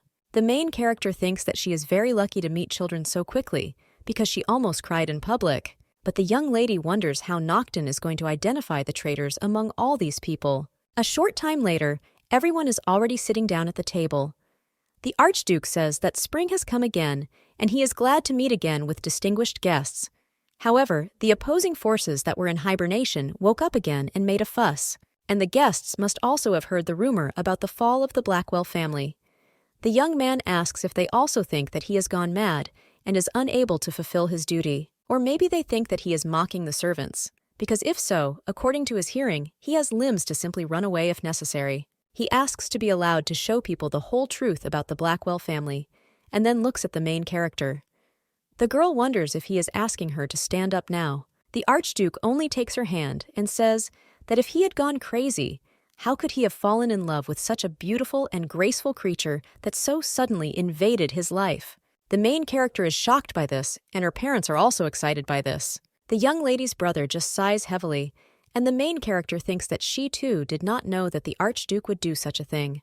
The young man just hugs her and says that he represents the girl who vowed to love him as much as he will give her to the end of time. Then he shouts for everyone to greet Lady Laria Sherwood. The young lady thinks that he said that he would announce it later. Everyone at the table claps and celebrates the Blackwell family. Laria thinks that, in a word, Noctin declared her to be the future Archduchess, The girl thinks that the expressions on people's faces changed like pictures in a movie, and the emotions were different. The parents, who simply couldn't believe it, were a little scared, and Norman was clearly concerned about her safety. Someone was sincerely happy for the bright future of the Blackwell family, and someone else had an expression on his face as if he had hit the jackpot. But suddenly, the young lady notices something strange. After all, this guy looks up and smiles, but when the main character raises her head, she immediately understands what is happening. She pushes the Archduke aside, and at the same moment a chandelier falls into the place where he was standing. The main character ends up in the hands of the Archduke. The girl tells his lordship to protect the children. At this time, a guy comes up behind them and thinks that some woman jumped out and disturbed him, but he thinks that it doesn't matter. After all, he needs to take advantage of the situation and attack the Archduke, but he certainly won't have time to react. The brunette only screams out the name Bernil, and then the knight does not allow the villain to do what he intended. The servant claims that he did not think that it would all go so far. He asks for your lordship's forgiveness. Bernil Teisbeg is the deputy commander of the Blackwell family knights. He says that he could not even imagine that someone would decide to attack the master in such a way. The young man claims that he wanted to remove the weeds later, because the preparation took a long time. However, due to the current situation, this must be addressed first. At the same moment, knights enter the room and lay everyone involved in this crime on the ground. The Archduke says that 2 ledgers were discovered in Baron Barnes's estate, and one of them, of course, was fake, and it is the one on which the man reports to them. Brunet says Earl Bradley also committed crimes in the form of long-term tax evasion and drug smuggling. And the Marquis Franklin was involved in the slave trade and illegal arms trade. Others are also guilty of atrocities. Therefore, the Archduke says that the aristocrats, who were supposed to set an example, behave worse than any rabble, and it seems they have decided to break through the bottom by finally encroaching on the life of Lady Sherwood. The young man holds the main character in his hands, and the nobles ask how the guy dares to reproach them with this if he himself is not so pure. They also ask if he thinks that no one knows what a psycho he is, who wants to finish off everyone right and left. The Archduke claims that pride really destroys a person, and having decided to prick him harder, they went and gave themselves away. And once they have heard the confession, the aristocrats will be punished to the full extent of the empire without going to trial. The Baron asks his lordship to wait, but Nocton only approaches all the other guests. He tells them to listen to him. After all, are the words of the aristocrats really true if a person in his right mind decided to protect a psycho like him and even sacrificed for this? With your life. He says that guests should always believe only their eyes, because thanks to them, people today manage to see that the Blackwell family is still as powerful as before, and they should also listen to their hearts, because only thanks to it, they will be able to distinguish black from white. People immediately kneel and praise the Blackwell family and pledge eternal loyalty to the family. A little time later, the main character opens her eyes, but the first thing she sees is her mother and brother. The blonde asks how the girl feels. Laria Jara wonders what her family is doing there, and when he gets up, he sees the wound in my hand. Her mother claims the doctor said the girl sprained her wrist in a fall, but the main character only asks what they are all doing in her room. Then the father turns around and says that he is very disappointed with Laria. He also asks how the girl dared to tarnish the impeccable reputation of the Sherwood family. The main character asks what he is talking about and whether she did something that could tarnish the family's reputation. After all, if this is because of the engagement to the Archduke, then she can explain everything. The girl says that her father knows, even without her, that if engaged people start living together, then this means. But her father does not let her finish her sentence and says that everything is true, but he is more worried about the fact that she apparently did not even bother to think with her head before accepting the Archduke's offer. The father asks if the girl thinks that with her knowledge of tea drinking and embroidery, she can marry a person from the highest echelons of power. And did she even think a little? Because among aristocrats, everything is not so simple. The father asks if the girl believes that she can match the Archduke without having any knowledge of his world, because first society will destroy her and her family will follow. He says to the girl, "Stop acting like a capricious child and return home," and then orders his son to prepare the cart because they are leaving. Well, suddenly a voice turns to them and asks if he understood correctly that the guys want to take Laria away. It turns out it's a baby.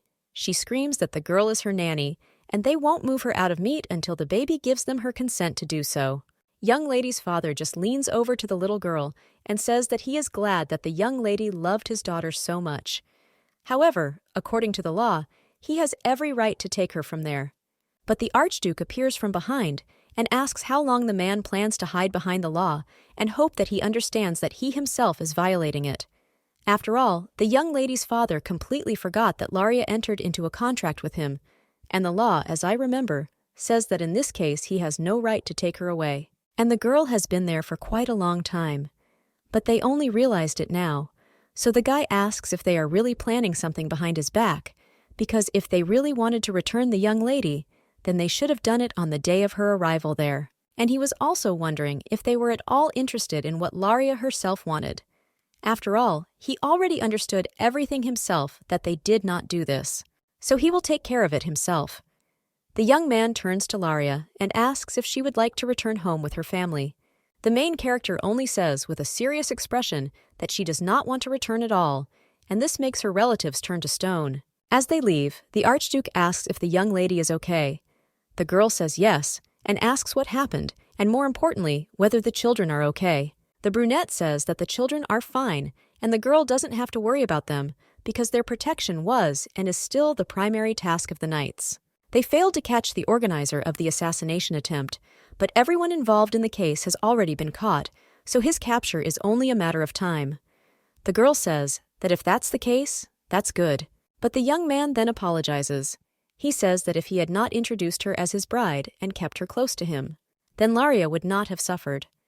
She gets up from her seat and says that since she suffered because of him, he will give her an indefinite leave, so she can not worry about work and have a good rest. But the girl claims that, on the contrary, he saved her, because when she pushed him, the guy grabbed her by the waist and pulled her towards him. And if not for this, the young ladies would hardly be able to sit there and talk to him with a smile on their faces. But she will still think carefully about whether to forgive him for announcing his engagement without her consent. The young man ruffles the hair on her head and says that enough chatting and the girl had better rest. But it's time for him, because the job is not waiting. Laria says that she seemed to have embarrassed the Archduke because he ran away, his heels sparkling. Mikhail excitedly addresses the young lady. Then the girl asks if the young master is okay, because he was probably very scared, but the boy only asks if Laria is okay. The girl tells him not to worry, because everything is fine with her. But then Jeanette turns to the young lady and asks her to tell her if she is on their side. The main character is a little puzzled by this question and asks what the girl means. The little girl says that she protected them from Molly, and today she even saved her father. Laria thinks that she finally understands why it was so difficult to win over Janet. After all, from childhood, she became the protector of her vulnerable brother, so that no one could offend him, and the 5-year-old child had to close his heart, because all the adults seemed to her to be as cruel as Molly. The main character understands that in childhood, she was the same as her, only she didn't have someone to protect, and the words flew out of her mouth before the girl had time to think about the answer. The blonde says that everything is exactly like that, and she will always be on their side. For Janet, this meant that she could now relax and not be suspicious of everyone around her, and she can behave like an ordinary child, because Laria protected them. The little girl immediately runs up to the main character in tears and says that she was very worried about her when she got hurt, and then they wanted to take her home. Laria thinks that perhaps, deep down in her soul, she wanted to become for Janet the person she herself needed as a child. That's why she says she will never leave the guys. But a little time later, she's in the Archduke's office. The guy asks how she feels, and the young lady thanks him for his concern and replies that she is already better, and she thinks that next week she will take off the bandage. The young man claims that this is good, and he called her to talk about their engagement, because after the dinner party, many were interested in who the young lady was and how they met. But they can't be unprepared. The young lady claims that if someone had not suddenly decided to announce their engagement without asking her, then they could resolve this issue without any haste. But first, she suggests dealing with the separation clause. The guy is shocked and asks what she said and what she means by breaking up. But the main character only says that if someone has a loved one, then for the sake of each other, they can part. The young lady realizes that, as in the novel, Noctin will definitely meet the main character and fall in love with her at first sight. But if then her existence somehow interferes, then the guy might go against her, so it's better to be prepared for anything. The blonde says that Noctin will be in a difficult position if he later finds someone he actually loves, so she would like them to clarify this point. The young man agrees and says that he understands, and after a little time, the girl says that she thinks this is enough. They refuse to go to the interview for the video. She said that at the first meeting, they have a script according to which they should speak. The brunette says that they have decided on this, but what about working as a nanny? Because now they don't have a permanent tutor, and he thinks that it will be difficult for the young lady alone. The blonde says that everything is fine, and it's not that difficult to cope with two people, and she thinks that it would be nice if the Archduke changed his attitude towards them. The young man is already asking what's wrong with his attitude, but the girl claims that when she first came there, the children were afraid of him, and if he was more affectionate with them, the baby would open up to him.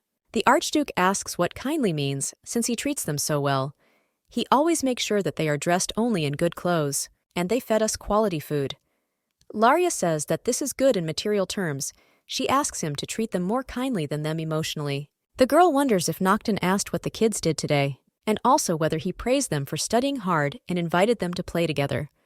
The young man says no and asks if this is a problem, and the main character then asks if it is difficult for him to communicate with children. The guy is silent for a bit and then asks what he should do, since he didn't even talk properly to any children at all, but the young lady tells him to start smiling. Noctin doesn't understand what she's talking about, and the girl says that if it's difficult for him, then let him start with a smile while talking with them. After all, he probably never smiled in front of them, and that's probably why they are afraid of him. And also, as far as the girl remembers, his smile is quite strange. The young man only says that they have never told him anything like this, and asks what they are doing with his smile. Laria just sighs and asks, "Who can tell what kind of person you are?" to the Archduke himself. Then she smiles and tells him to try to smile like he's drawing an arc with the corners of his lips. It will be difficult at first, but he will definitely seem kinder in the eyes of their children. The guy claims that he didn't know they needed that, and then he decides to smile anyway. And while doing this, he asks if it works, but the main character is only scared by such a smile. She thinks what to do because this grin is even worse than the one she saw at the reception. The guy puts his hands on his head and says that he knew that nothing would work out, but the young lady says that he simply has little experience, so he shouldn't be embarrassed because everything is not that bad. The young man asks when he was embarrassed, and the girl replies that she must have misunderstood. After that, they tried to do it again. The fact that Noctin agreed to practice smiling was a little unexpected for the girl. The young lady thinks that he must also have a desire to be affectionate with someone. Laria thinks that the possibility that Noctin will become an affectionate person does not mean that this story can go beyond the framework of a fatal romance and have a happy ending. A short time later, the Archduke caught the culprit of this incident.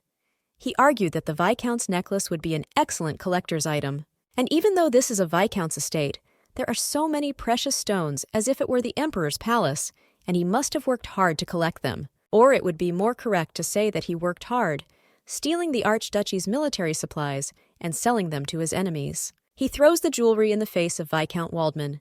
The young man asks what the ex-duke is talking about. After all, he will have to answer for all this, and is it really possible to do this without evidence? But Noctin says that there is something in which the young man is mistaken, because he is not the only one who is capable of sending a spy to the enemy. After which, he throws the papers at the Viscount and says, according to the report of his man, who a whole collection of novels is not enough to tell about all the crimes that the Viscount committed.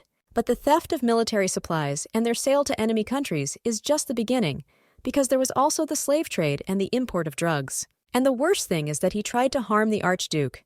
And like Noctin Blackwell, who is the sword that protects the Empire, orders, execute Viscount Waldman for his crimes. The man just lies on the ground and smiles and says that the Archduke is really funny. After all, he behaves as if he is punishing the criminal, but in fact he is taking revenge on him for trying to finish him off.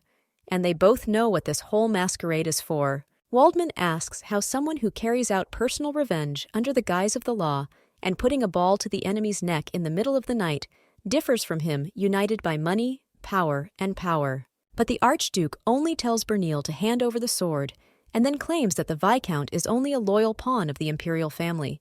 But the man asks if the Archduke thinks that this will all end when he dies. The guy screams furiously that the Blackwell family will go and his will be done. When the main character swings his ball, the Viscount's last words are the glorification of Emperor Gunton. A little time later, the knight, walking along the corridor, thinks how much time it will now take to sort out the possessions and property of the Viscount. But their master works so much, but he did more and more. Well then, another knight asks if the deputy commander saw the expression on the commander's face after the execution. The young man wondered how the emperor managed to make the viscount so devoted, and the archduke, after the execution, only smiled, wiping drops of red liquid from his face. The second-in-command asks what his colleague is talking about and whether the archduke was smiling. After this, he asks if their master is so serious that there will be a total war with the emperor. At this time, the archduke is sitting in his room with a mirror in his hands. He practices smiling again. In fact, he simply wasted no time and practiced smiling sweetly. A short time later, through a magic ball, the emperor was informed that Viscount Waldman had also been executed, and an all-out war with the archduke was inevitable. His Majesty just smiles and says that if they destroy this monster before it starts, they will not suffer losses. The young lady understands that enough time has passed for all the wounds of the children to heal and heal, after which she began to gradually educate them using her own methods. She gave the children a piece of paper with circles drawn on it.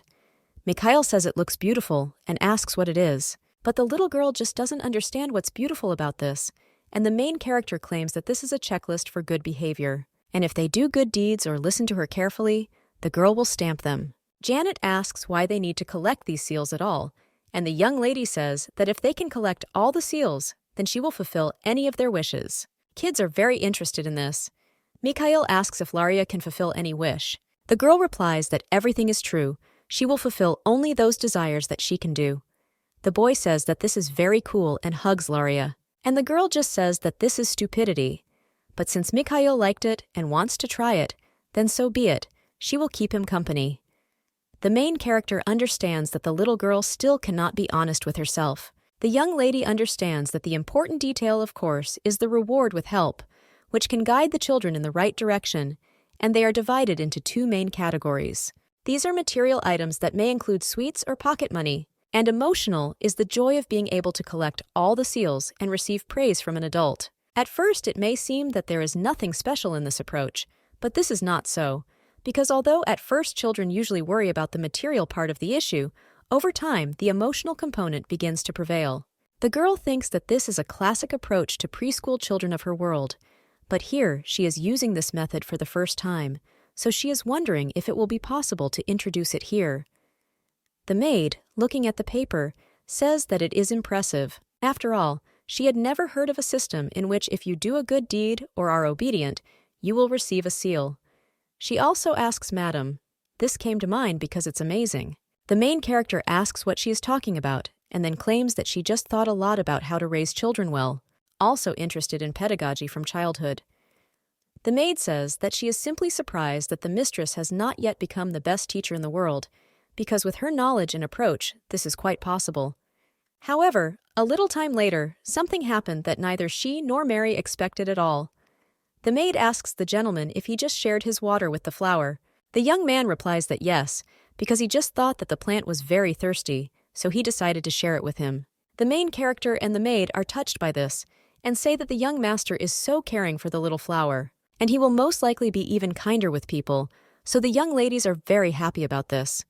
After all, this means that when the boy grows up, he will be a good person. The maid says that the lady can put a stamp on him for this because the young master deserves it. Mikhail asks if he really will get a seal, but then the girl jumps forward and asks why only her brother will get the seal. The blonde thinks that she did not foresee this, and if she only stamps Mikhail, then Janet will most likely be upset.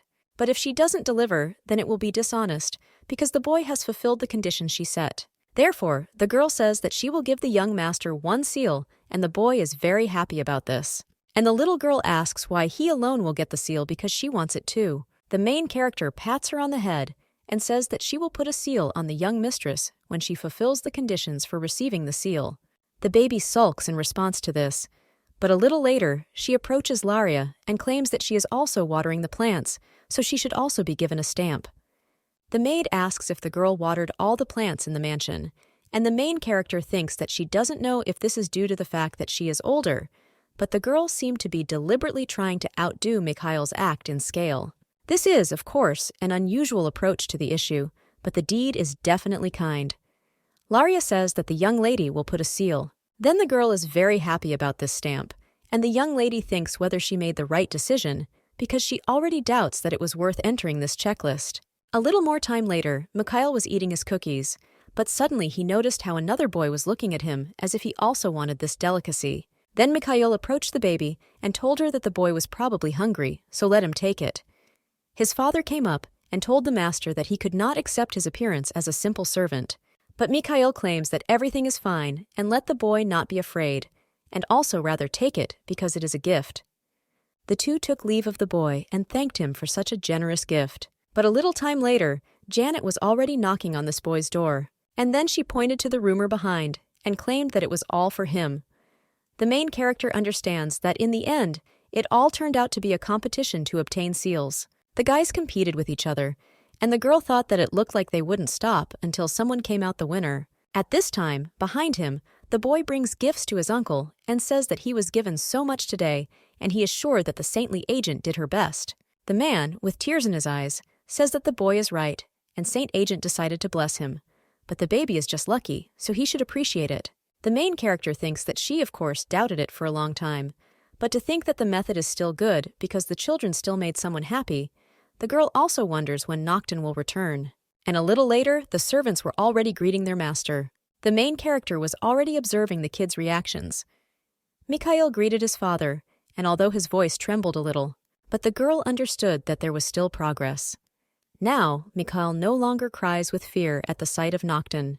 The Archduke asks if everything was fine, and Laria says that everything was fine with the young lady and gentleman. Then the guy asks how things were with her. The main character does not understand what he is talking about, and the young man repeats and says that he asked Laria if everything was okay. The girl understands that he has returned from a long business trip and first of all asked the nanny if everything was okay, not the children. But then she realizes that to everyone else, they are engaged, and the guy probably asked, worried about what others would think. The young lady claims that she is grateful to him and she has been doing well. Then he says that he understands and leaves. Janet then invites Laria to return to their game, and the main character, with a smile on her face, says that they can continue the fun game with the checklist.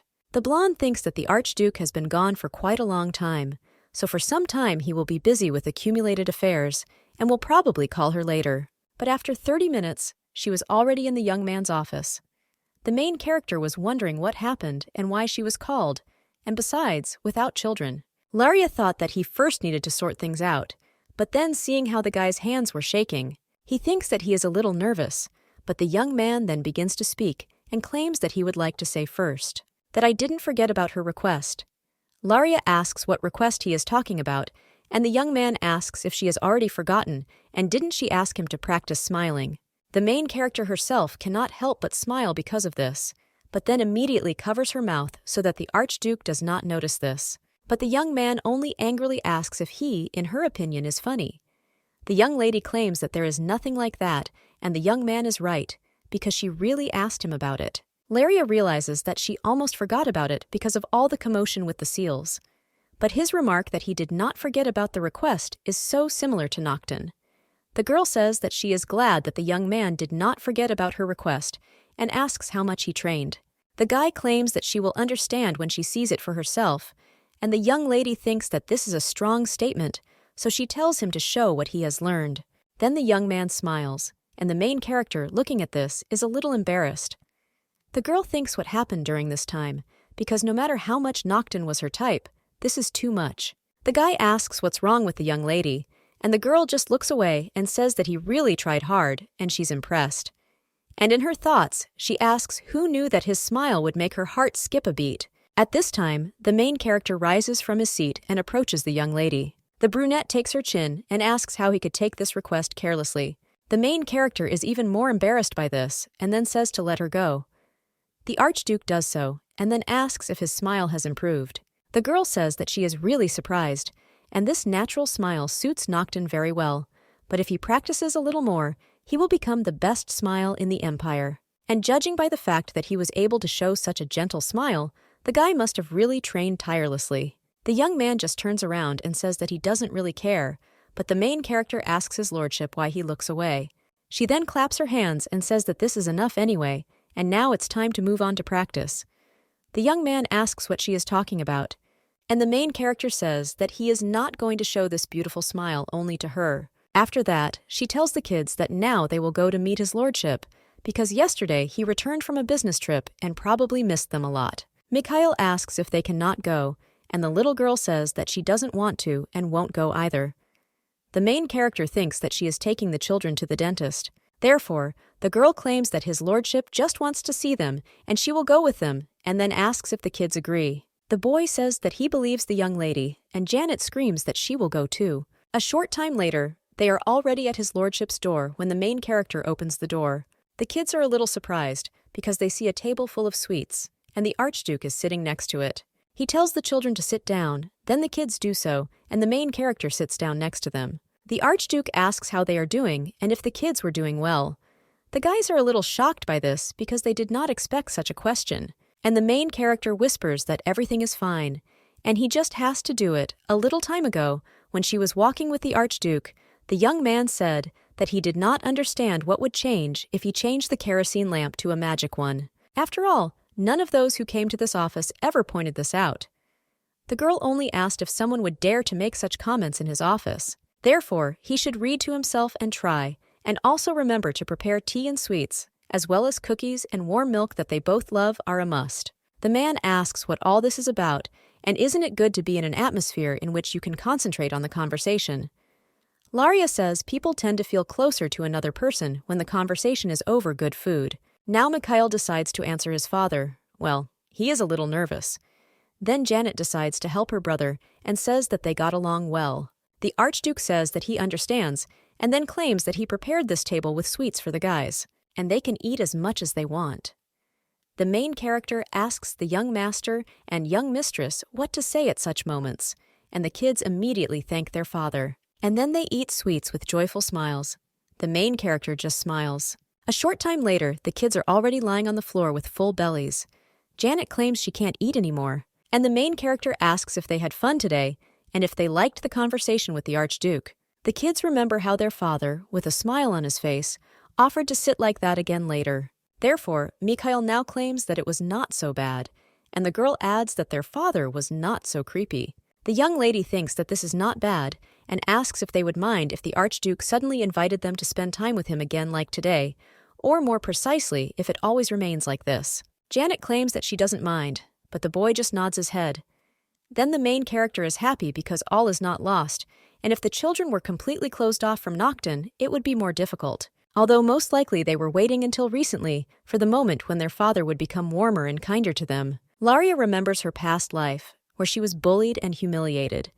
But then she shakes her head and thinks that they'll stop remembering this because it's all long behind. The girl looks at the baby and thinks that the reason she wanted to become a kindergarten teacher was because she wanted no more children to be alone and experience the pain that she had to endure. Laria thinks that she will do everything so that children can grow up in love and care and will never let them be offended. A little time later, the young lady in the Archduke's room suggests that we try our best today. The young man claims that today she is abnormally energetic, and Laria says that yes, and suggests getting started. When the girl realized that everything was going well, she offered Nocton to teach him how to handle children, because this is also the responsibility of the nanny. Although many are silent about this because they do not want to add unnecessary problems to themselves. But today, the young lady has to teach him how to carry children and hug them correctly. But when the girl looks at the Archduke, she is surprised. She screams, "Why did he pick up the bear like a sack of potatoes?" Nocton asks how he can lift it otherwise. Then the main character tells him to eat carefully. After all, you need to lift the bear not like a sack of potatoes or a simple object, but as if he had a real child in his arms and the guy should hug him and also press him to himself, gently supporting his back and butt. The young lady shows how to do it, and then hands the bear to the Archduke and says that now it's his turn and let him repeat after her. And also if Nocton wants, she can show it again. The blonde thinks that Nocton usually only dealt with knights or subordinates, so she thinks this is new to the guy. After all, due to the specifics of his work, he could hardly see how to properly treat children, and the Archduke is trying very hard, so this is commendable. Well, then the young man just asks if he is holding the bear correctly. The main character replies that he did much better than before, but due to the fact that it is unsafe, he is unlikely to be able to hold the child like that. Then the girl comes up with a brilliant idea. She stands behind the Archduke and shows him how to hold this bear correctly. But then she notices something strange and wonders why Nocton trembled so recently. But at the same moment, the girl jumps back in horror. She apologizes and says that they did this on purpose, because it was just easier to show. The young lady asks the guy to believe her, and she herself thinks that she made a mistake, because how could she forget that Nocton hates any touch from a woman? And it looks like he was right, because she really does have a crappy memory. The main character thinks whether he will be angry or sarcastic. Then she apologizes to his lordship. Duchess claims that everything is in perfect order, and Laria need not worry. The main character wants to return it, but he claims that he has already said that he is in perfect order. The blonde wonders if she was just wasting herself in vain, and what she did was the norm as part of her training, after which the girl offers to continue. The guy agrees with a serious expression on his face, and a few minutes later he is already making progress in this matter. The main character says that this is an excellent job, and thanks to the lessons, the Archduke learned to carry a child in his arms, and all that remains is to put it into practice. After all, if he applies this knowledge to haunting meetings with children. But the young man does not let her finish and claims that this is a waste of time. After all, the kids are unlikely to ever want him to pick them up because they are afraid of their father and maybe even hate him. The main character is a little shocked by such a statement. She says that everything is not so at all, and they ask whether the guy managed to forget how good they were together that time.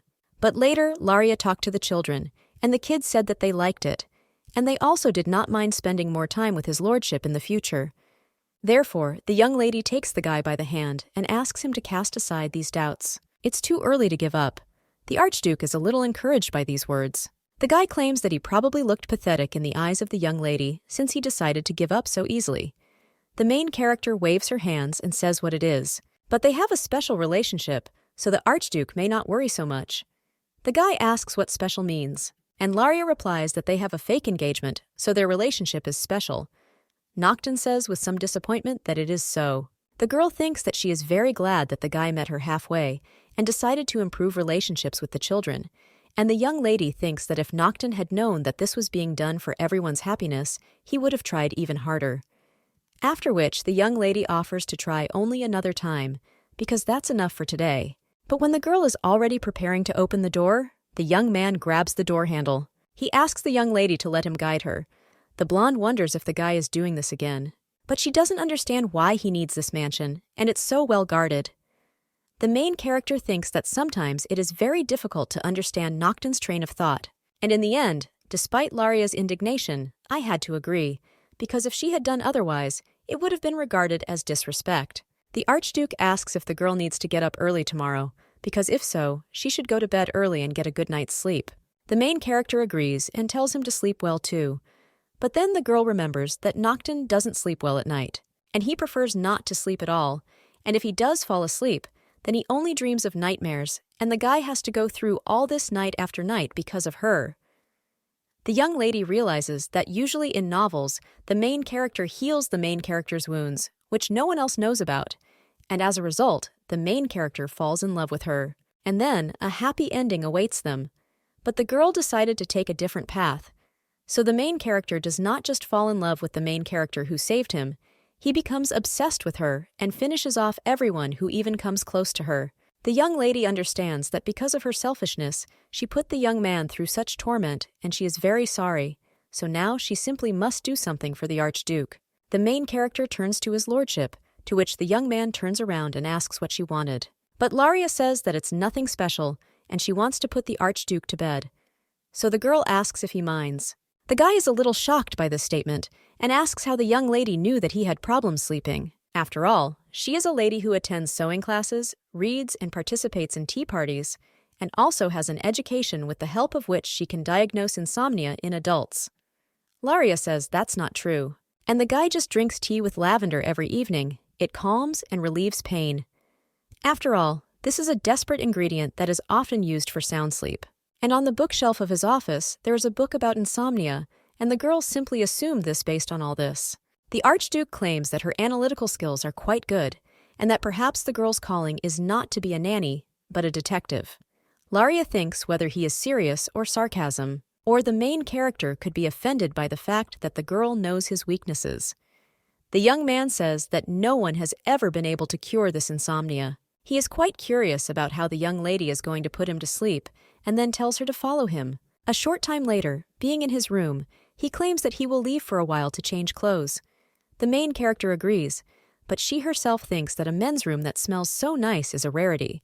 But the main character's room also turned out to be a palace, but compared to this one, it is quite spacious. The guy turns to the young lady and asks if she has considered everything. When the girl turns around, she sees the Archduke in a robe.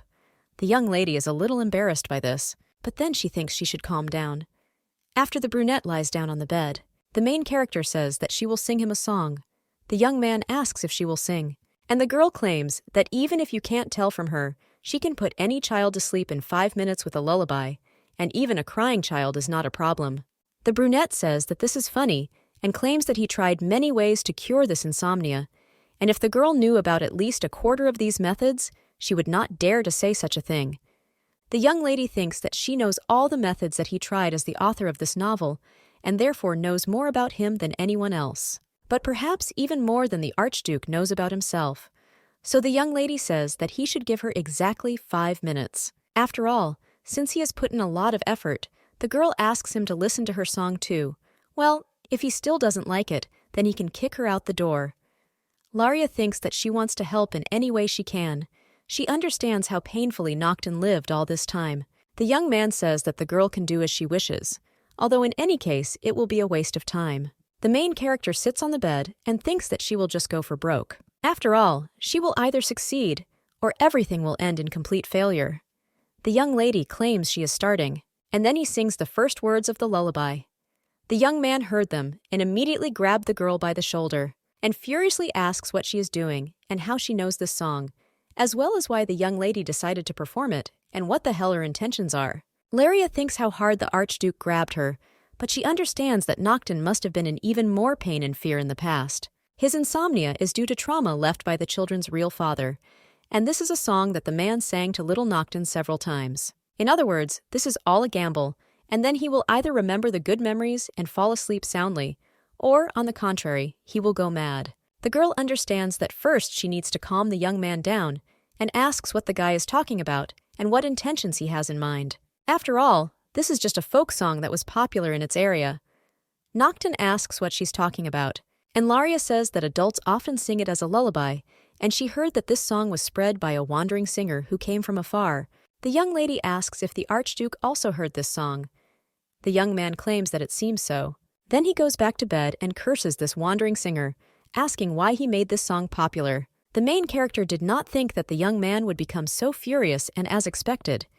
It was a foolhardy idea to knock out a wedge with a wedge that brought him face to face with painful memories. Nocton turns around and says that if someone sees, they will think that he threatened Laria. And wasn't the girl proud that she could put anyone to sleep in 5 minutes?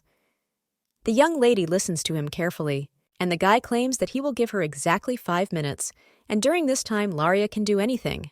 The main character thanks him and claims that she will try very hard and will never disappoint the Archduke with her singing. The brunette says that after 5 minutes they will stop this, and the young lady will not have another chance, because he cannot afford to waste his time like this. The blonde agrees and says to trust her because this song is the best when it comes to sleep. The Archduke claims that he knows this, and the young lady then begins to sing a lullaby as she finishes addressing his lordship. But he sees that the young man is already asleep. The main character sighs and wishes him good night. Then she goes to the kids. The girl apologizes to Mary because lately she is increasingly leaving her children to the maid. The maid says that this is nothing, and the meeting with the owner is more important, and everything is in order, so the lady can go quickly and the children sleep like angels. The main character thanks the maid, and the maid wonders if everything is okay with the lady, since today the main character has helped Nocton sleep every night. That day the girl did the same. She thinks that today she was a little late because she had to put the children to bed. Laria looks at the starry sky and realizes that Nocton, who could not fall asleep even after listening to any famous performances or taking a famous drug, now falls asleep in a matter of minutes after listening to her lullaby. The young lady, sitting on his bed, asks if the Archduke is well settled, because if so, then she will start singing. But the young man interrupts the main character and turns to her. He claims that at first. He wants to ask her something, and then claims that the girl's working day these days was much longer than usual. The young lady doesn't understand what he's talking about, and then realizes that her working day has actually lengthened, because before she was free as soon as the children fell asleep. But lately, she's been teaching Nocton how to communicate with children, so she goes to bed later. Laria claims that everything is fine, and she also has mild insomnia, so it's nothing that her sleep pattern has changed a little. But the brunette says that this is not normal because what will happen if she faints from overwork? He wouldn't want people to gossip that their servants are being driven to exhaustion here. The blonde thinks that this is not such a troublesome job, but the young man claims that from now on the girl can start work 2 hours later, and now she will work from 9 in the morning. The Archduke also asks not to be forced to repeat this again. The main character is a little shocked and says that then she won't be able to wake up the kids and feed them in the morning. But the brunette claims that this is not a problem because he can hire 2 more nannies who will take care of them from 7 to 9 in the morning. After which he asks if this is enough to Laria agreed. But the girl thinks what kind of employer would hire more workers to give someone else a break, because this is incomprehensible to the mind. Therefore, the main character tries to object, but the young man claims that he does not accept any objections. After all, this is an order, and it is not discussed, but the girl will obey the Archduke. The girl says she will do as he says. Then the young man says that this is nice and wishes her good night. The blonde thinks that, of course, she thanks him for his concern, but she doesn't understand going that far for the same thing. And when she finishes singing the lullaby, she looks at the sleeping Archduke. The young lady thinks she can't help but notice that he looks damn handsome, and especially when he sleeps. The main character is already raising her hand and thinks that the guy doesn't look menacing, but even cute. But then she immediately pulls her hand back and hits herself in the face. The girl, wondering how she can think about this. Then she leaves the room and thinks that he is probably already crazy because this is almost harassment. But the next day the young lady wakes up early in the morning. Then she realizes that from now on she can sleep longer. But unfortunately, the girl woke up so early again out of habit. The blonde thinks that she is worried because suddenly the young lady did not like the food and she is making a scandal there. And she lies calmly in bed, or the young master could again accidentally hit himself and cry. Therefore, a little time later, the girl already enters the dining room. The roomers are a little shocked, and the young lady wishes them good morning and asks if they slept well. The maid says that of course it is, and then apologizes that they did not greet the girl properly because they did not expect to see the lady before 9 o'clock in the morning. And most importantly, I'm not saying that she tried to sleep longer, but couldn't because she was worried about the children. That's why I decided to come there earlier. The girl approaches the kids and begins to wake them up. She doesn't understand what came over her Nocton, after all. Laria felt quite well even with her previous working hours, because she only had to look after the children, and then the girl coped brilliantly. As work hours also changed, and this was done for convenience, since the maid only serves Laria. But to be honest, the main character thinks that she should have been given more rest, because the maid worked tirelessly. The blonde is happy that now Mary can get a good night's sleep. Well, suddenly the maid comes up to the lady and asks if she wants something special. The young lady replies that no, and she doesn't need anything, but she wonders what the kitchen manager is doing here. The woman's wife asks if the mistress is hungry and can bring her some freshly baked buns. But the blonde just thanks the maid and says that she is not hungry. After all, she already had a snack with the children, so the woman doesn't have to worry, and now she needs to look after the kids, so the young lady claims that the train is later. Then the kitchen manager leaves, but Laria thinks that apparently the woman was worried that the lady was hungry, so she came, and it's very nice. But suddenly, the main character hears some scream, and it turns out that Jeanette has fallen. The main character immediately runs up to the baby and cries out if she's okay. The girl says that everything is fine, and the young lady need not worry.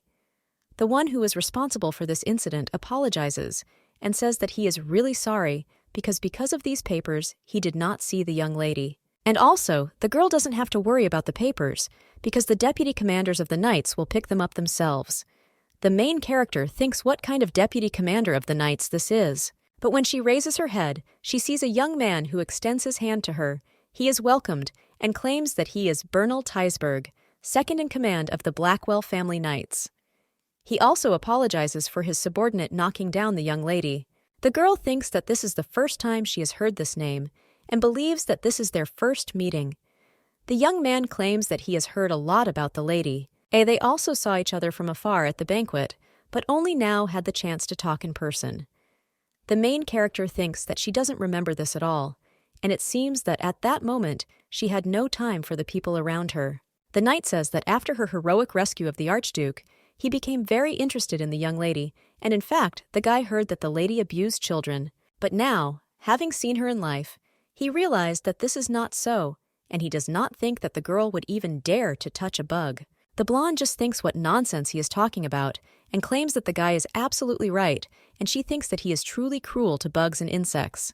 There can only be knights like them. The young man apologizes if he offended his mistress and claims that he just wanted to explain himself.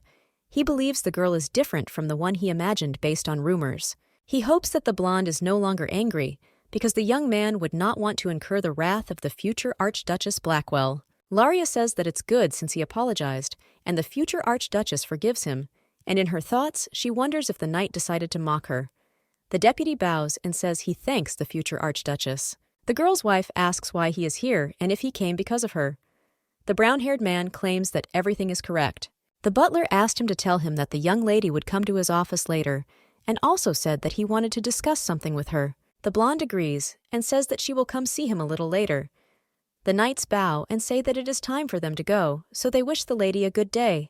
The blonde thinks that the guy just talked nonsense and left. She also wonders if the young man really disliked her, and thus decided to show his dislike.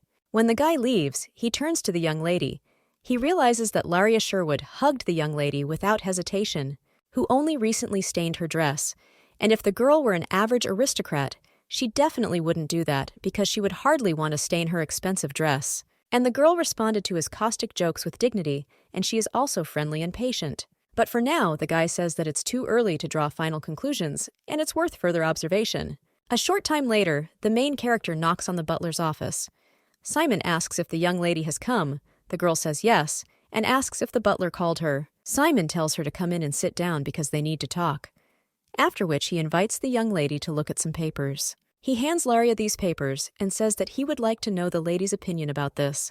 The girl, looking at the papers, thinks whether this could be some kind of contract, and whether Nocton really decided to change its contents due to changes in working hours. But then the main character sees that this is not at all what she expected. In truth, this was not the first time Simon had asked her opinion. He asked Lady Sherwood if she could look at some papers, because this time they would be welcoming important guests from the southern part of the empire, so the butler wanted to talk to her about the dinner menu. The girl understands that this is not so difficult, so at first she helped him. But since this is repeated over and over again, she feels a little awkward, and lately the girl has been busy with other things, so she hasn't paid much attention. But now she has a furniture catalog in her hands, which contains a chair and a tea table included. The girl doesn't understand why the butler asks her about this, because this is a whole redevelopment. She places the catalog on the chair and then addresses Mr. Butler. The young lady claims that she is still the bride of the Archduke, and not the Archduchess. It may also happen that his lordship changes his mind and cancels the engagement. Therefore, the main character thinks that it is too early to adjust the interior of the mansion to her taste. The butler claims that the lady is right, but tries to object. The young lady thinks that, hey, I'm sorry for the servant, but this is a fake engagement. Therefore, the girl says that if this is all that Simon wanted, then she will probably go, and the butler screams that there is something else. And then he claims that the room she used needs some repairs, and he thinks that for some time the young lady will need to use another one. Laria asks what needs to be repaired in her room because there were no problems this morning. The man says that the beams on the ceiling have been gnawed by mice, and it is dangerous, so the young lady should not enter the room for now. The girl thinks that Simon doesn't know how to lie at all. The main character asks where this temporary room is that he is talking about, and the man says that he will take her there right now. But when they come to this room, the girl thinks that she knew it because the renovation was just an excuse to move her there. The butler claims that since this happened, she can now use this room for a while, and the young lady asks if it's only for a while. Simon says with a smile that this is true, but the girl realizes that she sees right through him. Therefore, the girl claims that she did say that, but it will be repeated that this room is too big for her, so she asks if they have a smaller one. The butler claims that there is no, and unfortunately, all the other free rooms are also being renovated. The young lady claims that first of all, she is an employee of this mansion, and only then the bride of the Archduke, and more. Moreover, this room is much larger than the one that belongs to the children whom it serves, and the girl is not the owner of the bay window, so she cannot live in such a luxurious place. The butler claims that he understands her perfectly, but does not understand what to do, because this is the only free room in the mansion at the moment, and they will try to finish the renovation as soon as possible But the main character interrupts him and claims that there is a free room. The man says that this cannot be, and asks what room she is talking about. A short time later, the main character enters the maid's room with a smile on her face. The blonde greets Mary and says that they are now neighbors, and the girl hopes that they will get along. The maid only asks how a lady can live where she does, but Laria asks Mary not to say that because they both work in the mansion. And all the empty rooms are now being renovated, so nothing can be done. Then the girl asks Mr. Butler if this is so. The man approaches the main character and asks if she is seriously going to sleep with the maids. The girl replies that yes, and asks him not to belittle the maids, since she is the same employee of the mansion as they are. But the butler then claims that as the only daughter of the Earl of Sherwood, she simply cannot do this, and as the future mistress of the Archduchy of Blackwell. The butler tells the young lady not to choose this room. He claims that he was wrong and asks the girl to return to her old one. Laria just says what he's talking about, because mice chewed on the beams there. Rumora gives birth and bows down and says that their craftsmen have golden hands, and now the repairs are probably already completed, so he asks the lady to go back. The main character, thinking why he even lied to her if he screwed up so quickly, it seems to her that it's not easy for a man, so she should stop teasing him. After this, the girl agrees. She apologizes to Mary and says that it turns out that they will not be neighbors after all, and the main character also tells Zion to raise his head. The maid claims that everything is fine. A little time later, the young lady is already lying in her room. She does not understand why the butler behaves this way. After all, this room is magnificent and several times better than the one she has at home, and also this room cannot be compared with the small studio apartment in which she lived before. The young lady thinks that she gave Simon a firm refusal, and in the future, it seems, this will not happen again. A short time later, the main character asks the maid if what she just said is true. The maid claims that, and she doesn't know why, but after her arrival, the dormitory was completely renovated and the conditions became much better. Laria thinks that it seems Simon was afraid that he would go there again, but suddenly the main character hears two maids gossiping. One of them claims that this has been going on for 2 weeks and it was the same yesterday. Another maid asks if her colleague is serious and if this happened every day for 2 weeks, because if so, there are serious passions. The blonde thinks about what they're talking about, and it seems that the girls are gossiping, so there is no need to listen. But when she is about to leave, she hears that the Archduke and his bride secretly meet every night, and this is definitely true love, and the rumor that they fell in love at first sight turned out to be true, and it's very romantic. The main character, in shock, thinks that everything is completely wrong, but this is why you can twist. This girl should have foreseen this, because engaged men and women see each other every night, and it would be even stranger if the rumors had not appeared. But now the girl understands why the servants became so nice to her. Therefore, Simon endlessly asked her opinion and even tried to move her to another room. The blonde realizes that they got it all wrong. She puts her hands on her head and doesn't know what to do. The maid asks if the mistress is okay, and then turns around and says that she will teach these maids a lesson right away. But the main character grabs her hand and says that there is no need to interfere in this. After all, she doesn't want to make a fuss. The main character thinks that this is a serious misunderstanding, but they are not spreading rumors out of malice. The maid just continues to gossip. One of them claims that she was very afraid of the owner, but he turns out to be such a romantic, and she also wants to have such ardent love. But then, one of the maids claims that they will be so late, so they suggest they go faster before they are scolded. The main character is only thinking what she should do, because rumors instantly spread throughout the mansion. She is, of course, embarrassed, but this is not the most important thing, because if Nocton becomes famous as a romantic or a passionate lover, who could not be worse? Therefore, this cannot be allowed, because the guy has never even held a girl's hand in his entire life. Laria decides to think about it in the evening, and now she says that it's time for her and Mary, because the children's etiquette lesson will soon end. That same evening, Janet screams that she doesn't want to sleep.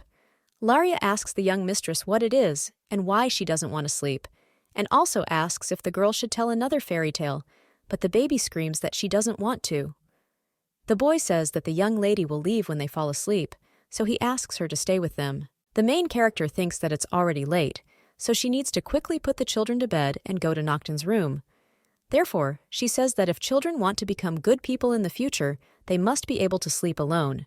But Janet screams that it's so unfair, because Laria sleeps with her father every day, so why can't she do this with them? The main character is completely shocked by this, and also wonders who said that to the guys. The girl claims that everything is completely wrong, and she does not sleep with his lordship, but leaves as soon as he falls asleep. But the little girl screams that the young lady is lying, and Mikhail asks why Laria doesn't want to sleep with them. The baby hugs the main character and says that she also wants to sleep with her and her father. Mikhail does the same. But then someone asks if the kids say they want to sleep with him and Lady Sherwood in the same bed. It turns out to be the Archduke. He leans over to the kids and asks if once will be enough. Janet says yes. Then they want to say that tomorrow evening he and Mikhail, Janet and Laria will sleep in the same bed. After which he asks if the kids are happy about this, and the guys immediately nod. The main character in shock thinks what is wrong with her ears and whether she misheard, because if she heard everything correctly, then her children will sleep in the same bed. And although this will happen only once, rumors may spread that they have serious intentions, and some may even think that in the future they will become husband and wife. The main character wonders if Nocton really didn't think that way. The young man just looks at Laria, and the girl thinks that it will be difficult for him to explain all this to the main character. But the girl thinks how strange it is, because this is not the first time she's been alone with the Archduke, but she does not understand why she is so nervous today. The young man touches her hair and asks Laria to tell her if she is angry with him. The girl just turns around and asks why he got it, but the young man claims that she didn't say a word while they were walking. Then the young lady wonders whether he decided in all seriousness that she was angry, but the main character was simply lost in her thoughts. And the guy has already managed to come up with all sorts of things out of this, so the young lady claims that this is not so at all, and she is not angry. Then Nocton asks why she was silent the whole way. The blonde claims that she was thinking about her own things. That's why it happened. She thought about whether the Archduke would be able to sleep with the children and get enough sleep. The guy tells the main character not to worry, because he wouldn't offer something that he couldn't fulfill in the end. The young lady is just wondering when she will learn to think before she speaks. She asks his lordship if he is sure that everything will be all right. After all, their engagement is fake, but some may misunderstand his actions, and Laria would not want to create difficulties for him in the future, because suddenly his future real wife will be jealous. The brunette claims that he is not one of those who cares about rumors, no matter what they are, but he asks if everything will really be okay. Laria asks what he is talking about, and the Archduke replies that she will spend the night with him in the same room in bed.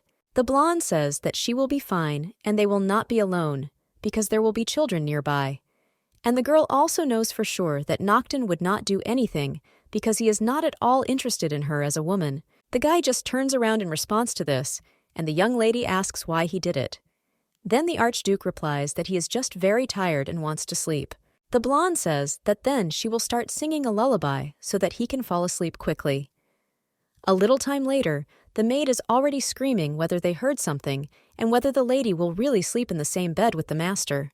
The blonde says that this is so, and the young mistress and young master will also sleep with them. Then one of the maids grabs the young lady's hand and tells her not to waste time. She claims that she wants to cast a spell on the mistress as soon as possible, and promises that when they finish, the girl will be the most beautiful in the world. She also asks what fat to add to the bath, rose petals or lilies. Laria says that there is no need to try so hard, but the girls don't even listen to her and claim that this is the mistress's first night together with the Archduke, and they want the young lady to be irresistible. The girl thinks that the maids don't seem to hear her at all because of their wild imagination. Mary is preparing her young master at this time. The boy asks when Laria will come, and the baby is just lying on the floor. The maid notes that it is very soon, and the mistress is now busy with preparations for a joint night with them. Mikhail says that he hopes Laria will come soon, and he is looking forward to her. But then someone reports that the lady has arrived, and the kids immediately run to the main character. The maid tells the young master and young lady that it is dangerous to run like that because they could get hurt. But then the maid sees Laria.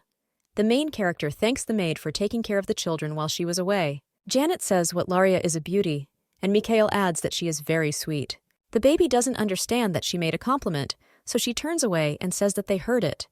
And the main character thinks how cute Janet is, and it seems she was so surprised that she said the first thing that came to mind. The blonde understands that she is very glad that even the children were so delighted. Laria tells the young master that in such cases they usually say beautiful and not cute, but she is still grateful to Mikhail. Mary wishes good night to Mrs. E, Juno to Mr. and young Mrs. E. The guys wish the maid the same. And then they all head into the room Nocton. The young lady tells Janet not to run because she might fall. But then the main character looks at her reflection in the window. The girl understands that despite her numerous protests, the maid still beautified her, and the young lady only hopes that the Archduke will not think that it was for his sake. The girl understands that they would like to allow such a misunderstanding. But suddenly, Mikhail turns to Laria. He asks if the girl will pick him up, but Janet screams that she should not pick up the boy, and it was better to take her in your arms.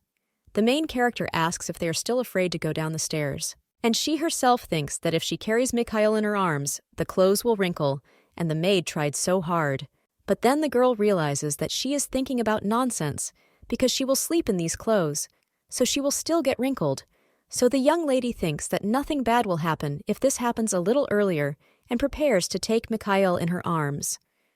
But suddenly, someone else takes the boy in his arms. It turns out to be the Archduke. The main character thinks when he came, but she understands that something completely different is more important now. The brunette says that he heard a noise and decided to look out, and saw that the boy was asking to be held by Lady Sherwood, and didn't he tell Mikhail not to do that? The boy apologizes in response to this. Laria thinks that the Archduke remembered how to hold a child correctly, and the lessons were not in vain. The girl is so glad that she spent time teaching him, because it would be a shame if the guy didn't put his knowledge into practice. The brunette wife says that if the guys go to bed late, they will never grow big. When the boy enters his father's room, he immediately starts running, but the blonde tells him to run slower because he might fall. Laria then turns to the young mistress and tells her to quickly get off the chair because she might get hurt. The Archduke at this time tells the young lady not to approach. The main character asks what he is talking about and if he said anything to her. The young man puts his hand on her shoulder and claims that everything is so. After all, he told Laria not to come near him. The blonde asks why and if his lordship is unwell, but the guy claims that this is not the case and she smells nice. The young lady is embarrassed by this, but then he tries to calm down and says that these are all maids. The main character takes her lock of hair in his hand, and he claims that it is the scent of wisteria and then asks if the young lady likes this scent. The girl doesn't even know what to answer, but suddenly she hears a loud sound behind her. The main character immediately turns around and excitedly calls out to the young mistress. But when she turns around, she sees that the girl has broken the vase and screams to me whether she was hurt. The girl says that the baby seriously cannot be left unattended for even a second and suggests finishing up with the games because they came to sleep, so it's time to go to bed. The baby says that then she will lie down next to Laria, but Mikhail says that he also wants to be with her. The young lady tells them not to fight. A little time later, they are already lying in bed, and the main character is wondering how this happened. Initially, she was going to lay the children between her and Nocton in order to lie as far away from him as possible, but the kids were very persistent, and none of them wanted to give in, so the girl offered to lie between them. And because of this, she lies so close to Nocton, but when the main character looks in his direction, then he catches the Archduke's gaze. The young lady asks if his lordship is awake, but the guy only shows her to be quiet. When the young lady turns around, she realizes that the children are already sleeping. The main character thinks that the fact that they are lying like this makes it seem like they are a real family. But neither the Sherwood family, who treated her with disrespect and indifference, nor her mother, who abandoned her. They did not show her the same love as Nocton and the children, with whom she spent only 3 months, and it seems that they need her and care more. But the girl understands that she cannot think about something like that and hope, because she has no place in this family, because she is only a fleeting moment for them, and the one who only temporarily took the place of the main character. Well, suddenly, someone reaches out to the young lady, and then he gently touches her lips. It turns out to be the Archduke. He looks at the girl with a serious look, and the young lady turns to his lordship. But suddenly, Mikhail says Laria's name and asks to put a hand under his head. The girl asks if the young master is uncomfortable lying on the pillow, and then tells him to raise his head slightly. Well, then the baby also wakes up. She screams why only Mikhail can do this, because she wants it too. A little time later, the blonde is already hugging these two, and thinks that she barely put them to sleep again. But it seems to her that the Archduke is still looking in her direction. The young lady realizes that he touched her lip as if to tell her not to bite her, and it was so sudden that the young lady is now embarrassed to meet his gaze, and she does not understand how she will look into his eyes tomorrow. The next day, the girl wakes up and then gets out of bed and sees the Archduke. She turns to his lordship and says that it's still early in the morning. The girl asks what he's doing. The young man claims that he ordered breakfast to be brought because he was too tired to walk to the dining room. The main character thinks that he doesn't look particularly tired and is it really breakfast in bed, but the girl doesn't remember rewarding him with romance. The main character thinks that she seems to be slowly learning to expose him for dodging answers and lies. After which the girl tells the young lady and gentleman to wake up, because it's time for breakfast. When they finish their meal, the main character says that they must have caused a lot of inconvenience, and the young man just asks what kind of inconvenience it is. The blonde thinks that, given his taciturn nature, such an answer suggests that everything was not so bad. Then she claims that they will go because the children have a lesson on the schedule soon, after which the girl leaves, leaving the Archduke alone with his thoughts. The young lady understands that if everything was pretty good for Nocton, then what about her? Because her hands were busy with children who were fast asleep, and the first person she saw when waking up was Nocton. And the main character opens the door and thinks that when they had breakfast together, the girl felt like part of this family. The maid turns to the mistress and asks if she had a good time. The main character thinks that, to be honest, yes, well, she says with a smile on her face that it was all for the sake of the kids. Therefore, he asks why Mary asked about her condition in the first place. But the main character thinks about something completely different because she really liked it. But then she asks her grandfather how they were doing tonight. Mikhail claims that it was simply wonderful to sleep with. Laria, Janet, and her father, and the baby says that the bed was very big. But then the boy asks the young lady when he and his father will get married. And when the girl becomes their real mother, Laria thinks they are talking like that now. But with the appearance of the main character, they will forget about her and will call her mom. And when will this happen? Then the blonde will be able to leave them with peace of mind. Hello, the children will not be sad and will quickly forget about her, because they will get used to the main character. But the girl doesn't understand why this thought hurts her so much. She just laughs awkwardly and says that, to be honest, she doesn't know. The kid asks why she doesn't know, and Janet screams, asking the same thing. The young lady pats the boy on the head and apologizes, after which she claims that she will definitely tell them the reason later. She understands that sooner or later, even if she doesn't want it, she will have to tell them the truth. Several days have passed since that day, and after they slept in the same bed, nothing has changed. The kids asked Laria to sleep for another 5 minutes, but the girl told the young lady that if she did not go to bed early and get up early, she would not be able to grow up healthy. Then he tells the young master that his hair became disheveled while he was sleeping, so he suggests that he quickly comb it. The maid just watches all this. And then she claims that she knows that it is rude of her to say such a thing to the mistress. But she asks, maybe the young lady should start taking more care of herself, because she works hard from early morning until late at night, not caring at all about her sleep and health. The maid asks why the girl doesn't give herself at least a little rest, but the main character claims that everything is fine, and Mary doesn't have to worry because she feels good.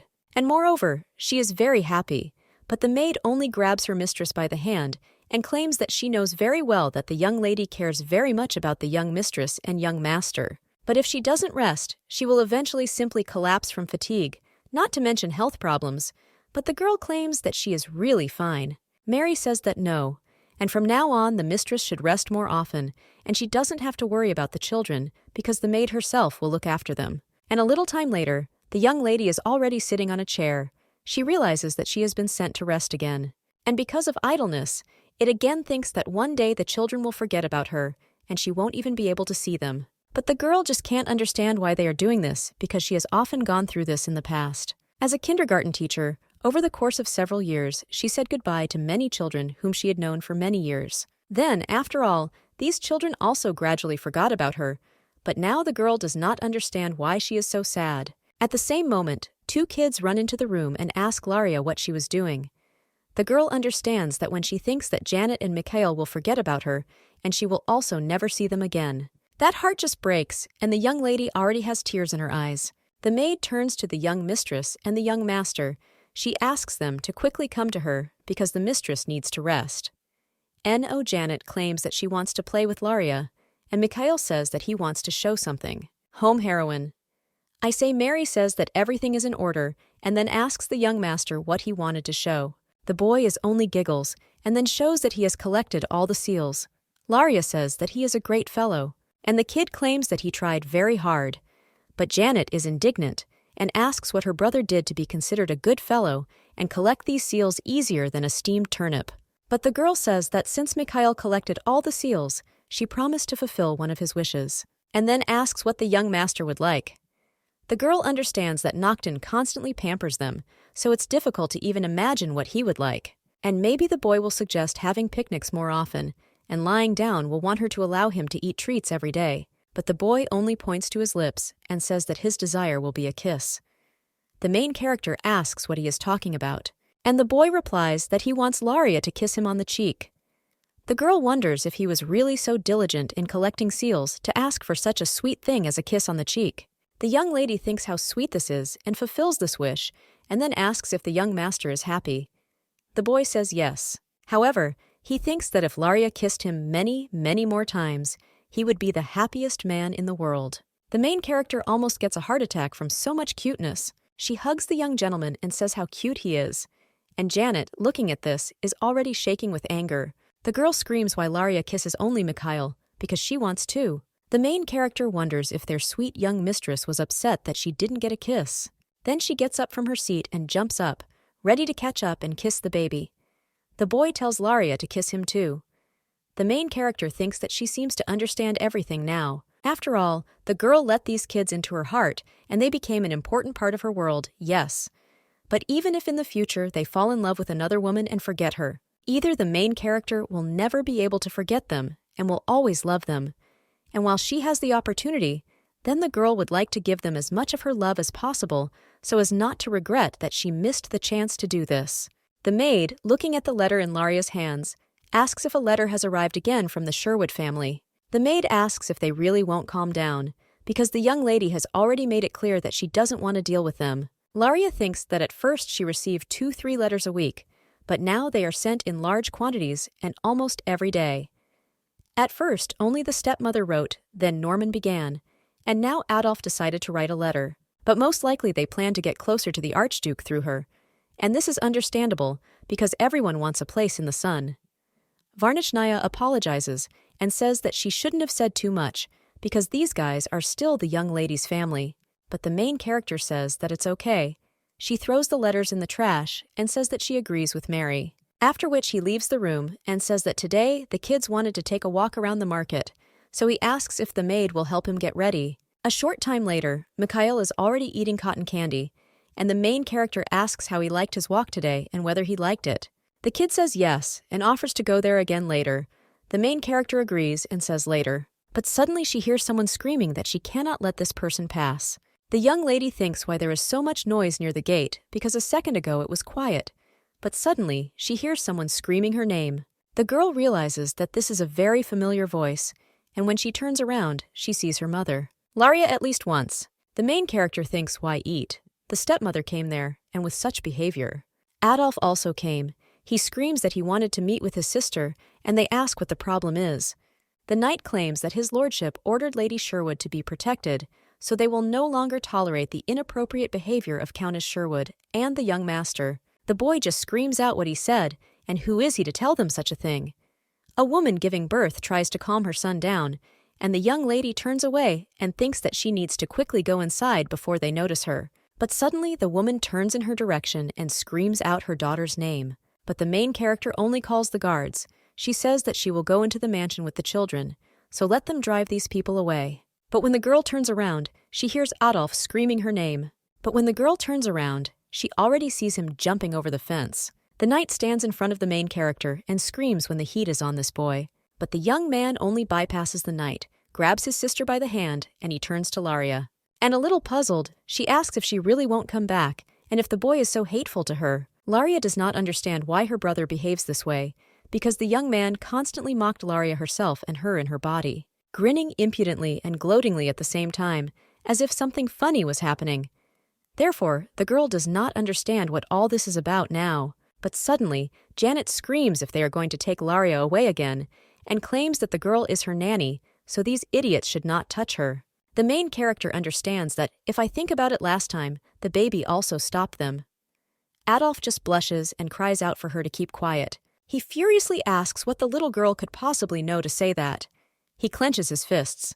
And when Laria looks at his face, she sees tears. The guy, crying bitterly, tells his sister that he was wrong. After all, Every day he bothered her, released centipedes in her room, stole sweets, broke a vase, and blamed her and called her names all the time. The guy says that he is to blame and he is very sorry, so he asks the girl to come back. The maid just tells the lady to just ignore him and invites him to go inside.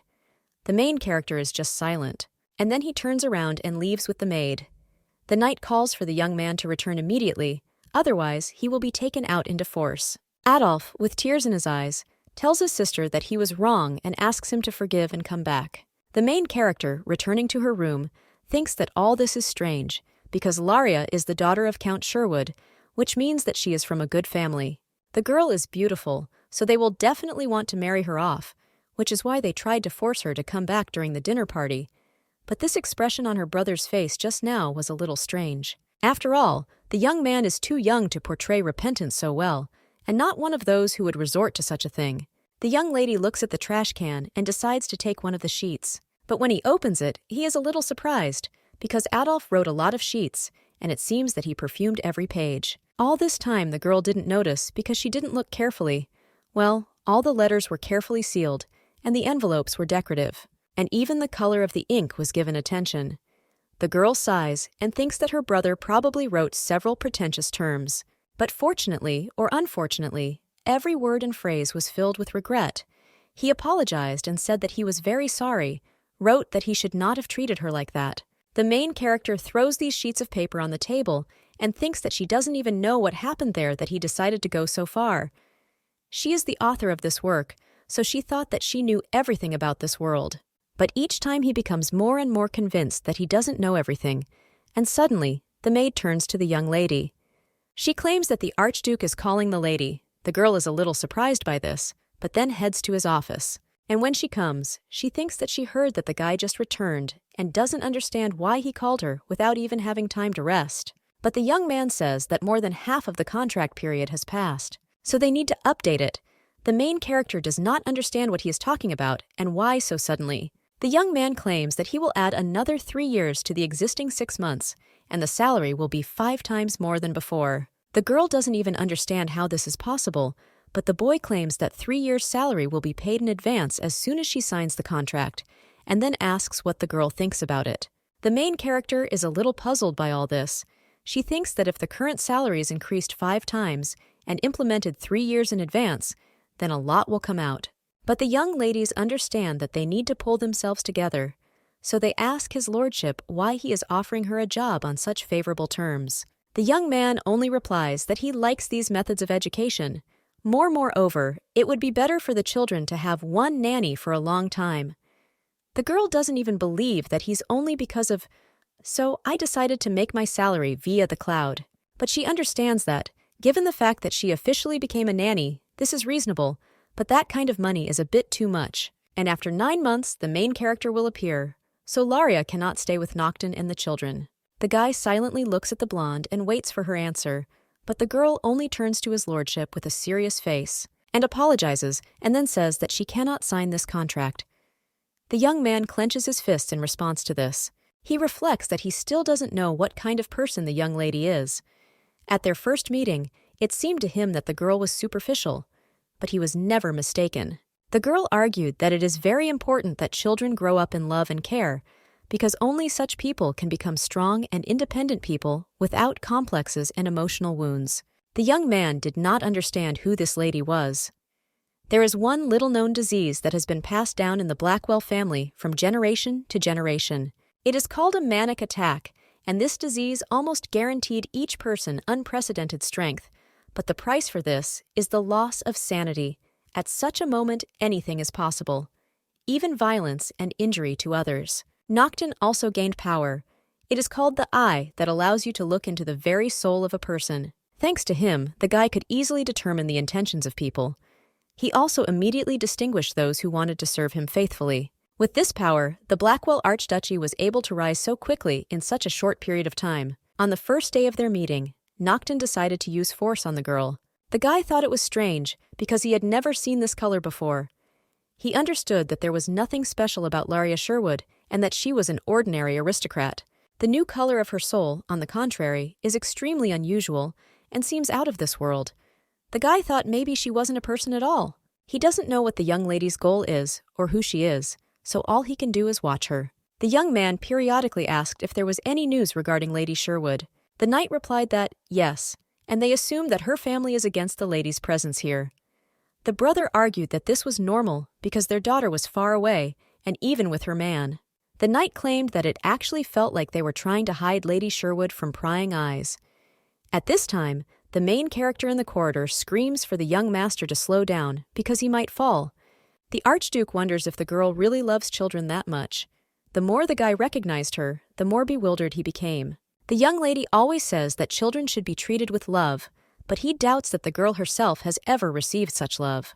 But he is tormented by the question why she has such a color of soul. Although he is atypical, there is no danger emanating from her, and on the contrary, the girl's soul seems innocent and beautiful. Then the guy had the first thoughts that he wanted to take possession of her. Well, suddenly the guy realizes what he just said. The young man looks at his hand and thinks, what the hell is he thinking about? The young man remembers how people gossiped when he went out with Lady Sherwood. The guy thought that all these people were like some kind of cattle. They were the highest stratum of the country. But he understood that as soon as it turned out that they were engaged, everything would immediately calm down. The guy was disgusted by the thought that people would immediately start hovering around the girl. However, he was a little surprised when the young lady let go of his hand, and looking at the light of the girl's soul, he saw that changes had occurred. The guy realized from her shaking hands that Laria had heard everything. He thought what a fool he was. After all, he didn't even think that a person with such a beautiful soul would be nervous when he heard something like this. And again, he brought the girl there. Nocton understood that it was very difficult for the blonde. Then, one of the servants turned to the master and said that the preparations were almost completed. After a short conversation about traitors, the Archduke told the knight that he would remain there. The guy, a little shocked, asked whether it would be better for him to lead the detachment. And the brunette claimed that today he plans to introduce his bride. The knight was surprised by this, and the Archduke said that he thought the servant himself knew that after such news, many would want to make an attempt on her life, so he would stay with her. The young man understood that this dark color did not suit Laria, so now he would do it. Probably the most selfish act in life. The young man realized that the girl was a good person and would take care of the children, but he is still curious why only she has such a color of soul. At that moment, the Archduke thought that this was the only thing that motivated him, but as it turned out, he was wrong. But the young lady even dared to say that he had a terrifying smile, as if he himself was not aware. She was also very worried about him, although she hardly knew him. Even the color of his soul, which once seemed strange to him, has now become so familiar. Therefore, when the young man thinks that she might disappear, his soul becomes heavy. But the young man doesn't understand why he even thinks about this. He remembers how yesterday, when the children were upset, Laria quickly consoled them. However, then the guy said that the next day he and the girl would also sleep together. The young man understands that he should have remained silent, because it was clear that Laria was not at ease. But he sighs and hopes that the girl is not too angry, honey. She often came to sing a lullaby, and he thinks that children will not change anything much. However, the guy thinks that this is surprising, because he is the man who so mercilessly plunged enemies into eternal sleep and traitors, giving them painful death. And ignoring their cries for mercy, he is now very worried that someone might be angry with him. The guy wonders if this really means that he has feelings, but suddenly he hears a voice that screams that the guy is a complete disappointment. This silhouette asks if he didn't tell the young man to put aside his feelings, and Noel should just do everything for the sake of glorifying the Blackwell name, because he won't be happy anyway. The main character goes out into the corridor and thinks that these echoes of the past are appearing again. But he understands that the voice was telling the truth, because one cannot be led by feelings, and there can only be a working relationship between them. But when the young man sees the main character, his heart begins to beat faster, and the face turns red. He tells the kids that Lady Sherwood is tired during the day, so he tells Mikhail to come to him, because he himself will raise him. That same evening, the young man thought, looking back, he realized that everything was gradually changing.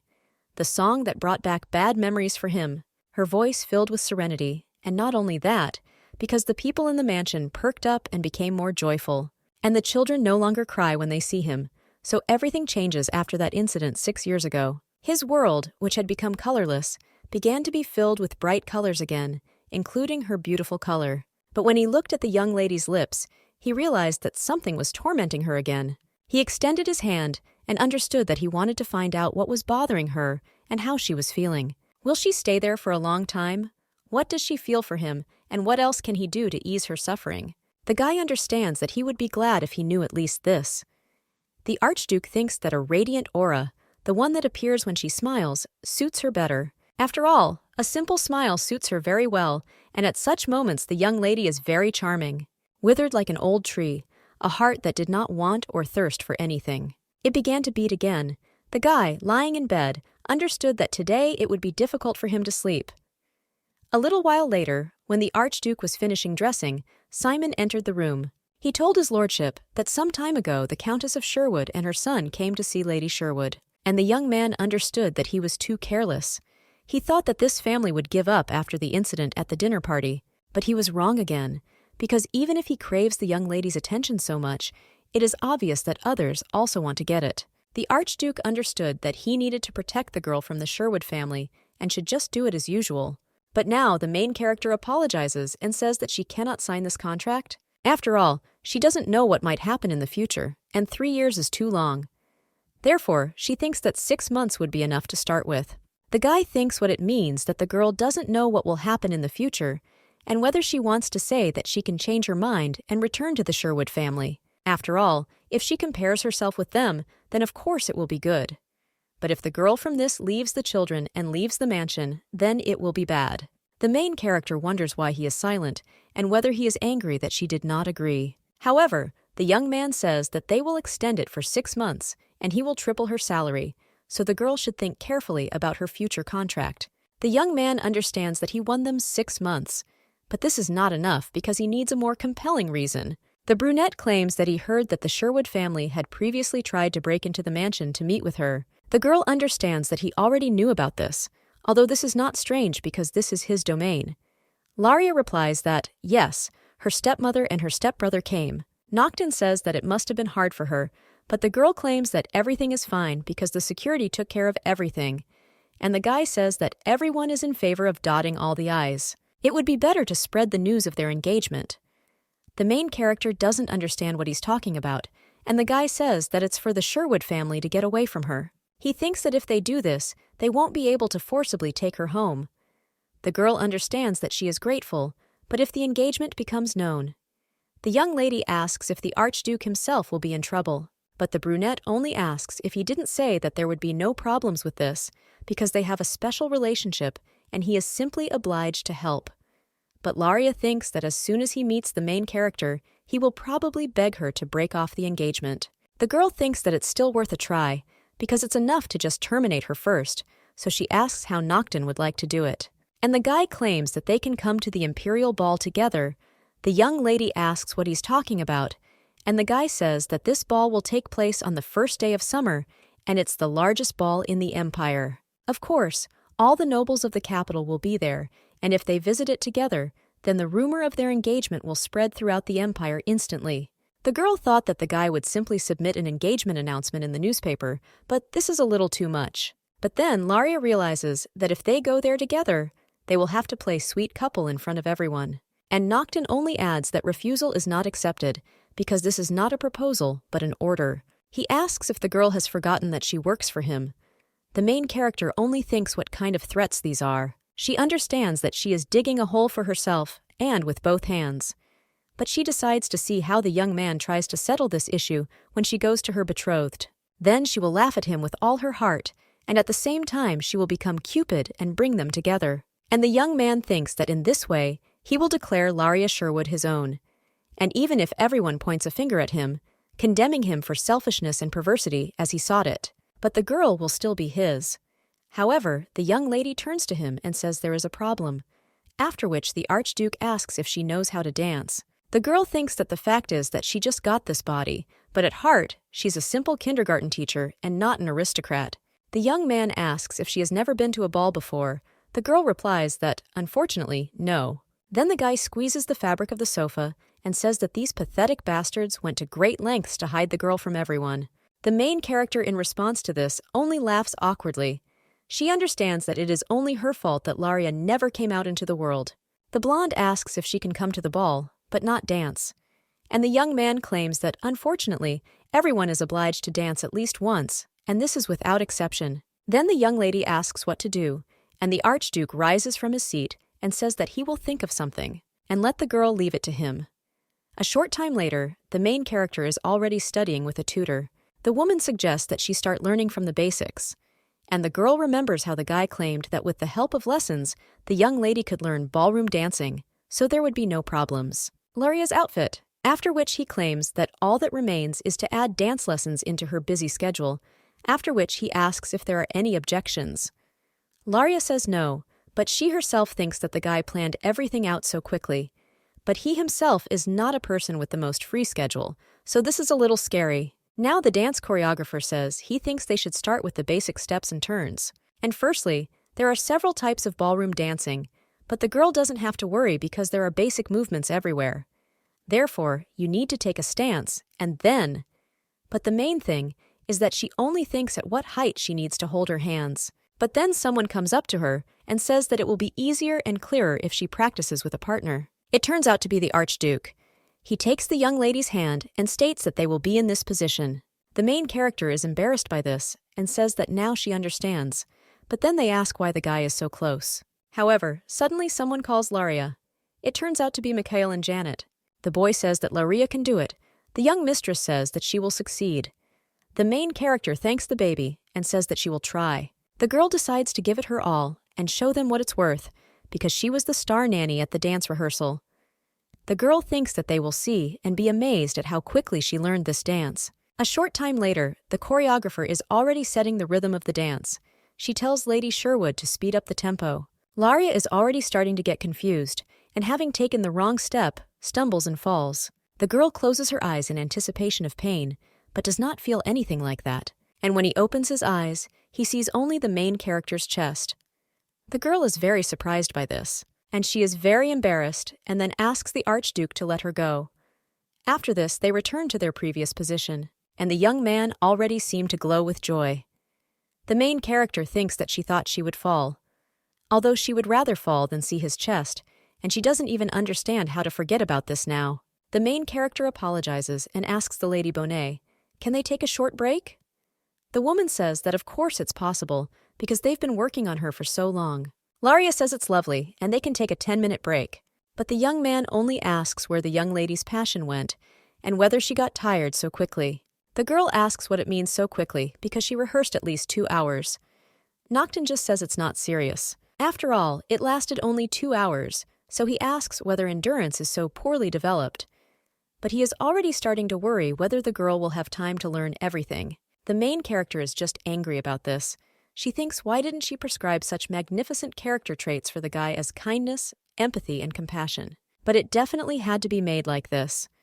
The girl, of course, is grateful to the young man because he decided to help her and even found a teacher, but this is too much. The Archduke puts his hands on her shoulders and says that since the girl is so physically weak, he thinks it's worth reducing her working hours. Otherwise, she will lose consciousness from overwork. The young lady just screams, what does he mean? She also says that she doesn't get overtired when communicating with children, and it seems she has already mentioned this, but she will remind you again because her body is strong and her spirit is strong. Nocton asks if this is true, and then claims that this is the first time he has heard such a thing. The girl says that she often climbs the stairs with a young gentleman in her arms, and she can even climb to the 5th floor with a child in her arms. And the Archduke then extends his hand and offers to continue their dance. The main character agrees in response to this. And to the sound of the piano, they continue their dance. But the main character is a little surprised. She wonders if this has made her dance better. And then she realizes that her skills could not improve so quickly. She looks at the Archduke and thinks if it could be that he adjusted to her. And the young man, when he meets her gaze, smiles. Laria immediately turns away and thinks that this is some kind of nonsense. Why did she even think about such a thing? Children just admire the paintings, presented before them. They say what Laria beautiful. That evening, the brunette sits in bed. He thinks that the girl spends most of the day taking care of Mikhail and Janet, and in the afternoon she has dance lessons. After dinner, the young lady is back with the children, and when she puts them to bed, she sings him a lullaby. The guy clutches the bookmark and thinks that they spend a lot of time together, and he won't be surprised even if rumors spread that they are really a loving couple. And the fact that the girl continues to come every night despite her busy schedule most likely means that Noctin is disgusting to me and maybe even pleasant. The young man thinks that he could lay claim to her heart. At this time, the main character asks from behind the door if she can come in. When the young lady comes in and sits on the bed and says, "It's time to go to the land of dreams." The guy wonders if the girl said that because he's been busy with children all day, because it's a little strange to say something like that to an adult. Noctin understands that he definitely shouldn't like this, but if you think about it as a sign of caring, who becomes nice? The main character only says that there are only 2 weeks left until the score. The young man says with a smile that it's true, and also, fortunately, during this time her skills have also improved. The Archduke wonders if she will fall silent again and laugh offendedly. Lips. But the young lady is only silent. Noctin Genya does not understand what is wrong. And Laria then says that, to tell the truth, she is very grateful to his lordship. After all, he tries so hard for her sake, and with whom nothing connects him. The guy gets out of bed and tells her to wait. But the main character continues to say that they are engaged, but this is just an agreement, and in reality they are a simple employer and employee. Therefore, the girl asks if there is anyone else in the world who will do this just for the sake of some nanny. The blonde says that she really is grateful to him, because the young man is her benefactor. The guy squeezes the sheet, remembering the words that nothing binds them, and it's just the relationship between an employee and an employer who are bound by contracts with money. He wonders if there is even a small chance that she is so happy with her life here that she will remain by his side forever. And perhaps the words that she will stay with him are the hope that the guy kept in his heart. And all this was just his illusion. He understands that he should not have dreamed of happiness. After all, on that day 6 years ago, he decided to never trust anyone again. Then one man said to trust him and not think about anything. And when they finish, the Archduke will be happy. Now the young man says to silence this voice. The main character is a little shocked by this, and Noctin still has hallucinations. This mysterious voice, penetrating through the silence, asks Noctin if he realizes that it is this voice that believes in his strengths and capabilities more than anyone else in this world, supporting him with the invisible but powerful energy of faith, and the guy deserves to believe it. The young man understands that he was betrayed by this disgusting kind voice. After all, that voice asked him to get out of this damned Blackwell mansion together, and Khotan just screams for him to shut up. The guy is clearly suffering from such hallucinations, and the main character approaches him and asks if his lordship is okay. The girl understands that this symptom is a manic attack, and now the guy won't be able to calm down until he sees the scarlet liquid, because everyone who saw him in this state died almost immediately. The young lady understands that if she runs away now, she might be able to survive and also need to call for help. But suddenly, Laria comes to the realization that if she runs away, the brunette, who has lost his goal, will leave the room, and then someone else may get hurt. But this mansion is full of good people who helped her and wished her well.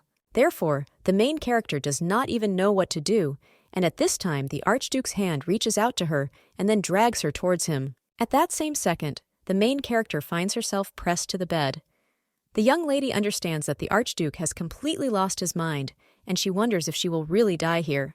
The young man just screams how much it hurts him and that he doesn't want to die. The girl understands that there is something worse, because it's worse to think about how it will hurt Janet, Mikhail, and Noctin, and how it will shock them.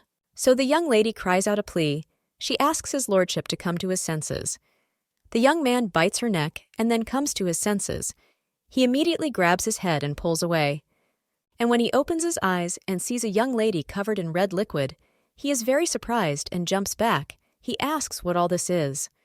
And then he screams that he is a crazy idiot, because how could he do such a thing? He approaches the main character and extends his shaking hand.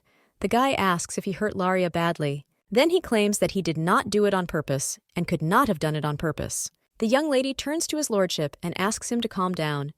She says that she hurt herself, but everything is fine because the wound is small. But the guy screams at her not to talk nonsense, and the young lady from the tray says to her face that it's okay because he didn't want this. And I just couldn't help myself. Laria understands that if anyone should be blamed, it's her who prescribed such a mania for Noctin. After all, a manic attack is something that manifested itself due to a terrible childhood. Therefore, the main character now says that it is not his fault and puts her hand on his cheek. At the same moment, knights burst into the room. They run up and ask if the Archduke is okay, and the guys just turn around. And with a sad expression on his face, he says that they were late. The head knight says they are asking for forgiveness. He wonders if a manic attack has begun and does not understand who suffered this time. The Archduke claims that the victim is near him, and Ressor is surprised because he did not expect that the victim could be the future Archduchess. But he doesn't understand how the girl was able to survive. She definitely has wounds, but the guy doesn't understand whether she suffered from a manic attack and whether anyone survived after it. The Archduke only asks why they stood rooted to the spot and orders them to quickly take the lady to the doctor. Then one of the knights approaches the young lady and says that if it's hard to walk, she can use him as a support. An oppressive silence hung in the room, and everyone was in such shock that they could not utter a word. They did not understand how Laria Sherwood managed to survive. At first, he doubted because no one survived a seizure, but the wound on the girl's neck made all doubts immediately disappear. And the reason why the gentleman was nicknamed a cold-blooded monster is not only because of his cruelty during seizures. The fact is that in order to stop his madness, previously every victim had to die. Yes, and so that there was a lot of scarlet liquid, otherwise more victims would appear. Then the commander of the knights hands the Archduke a handkerchief.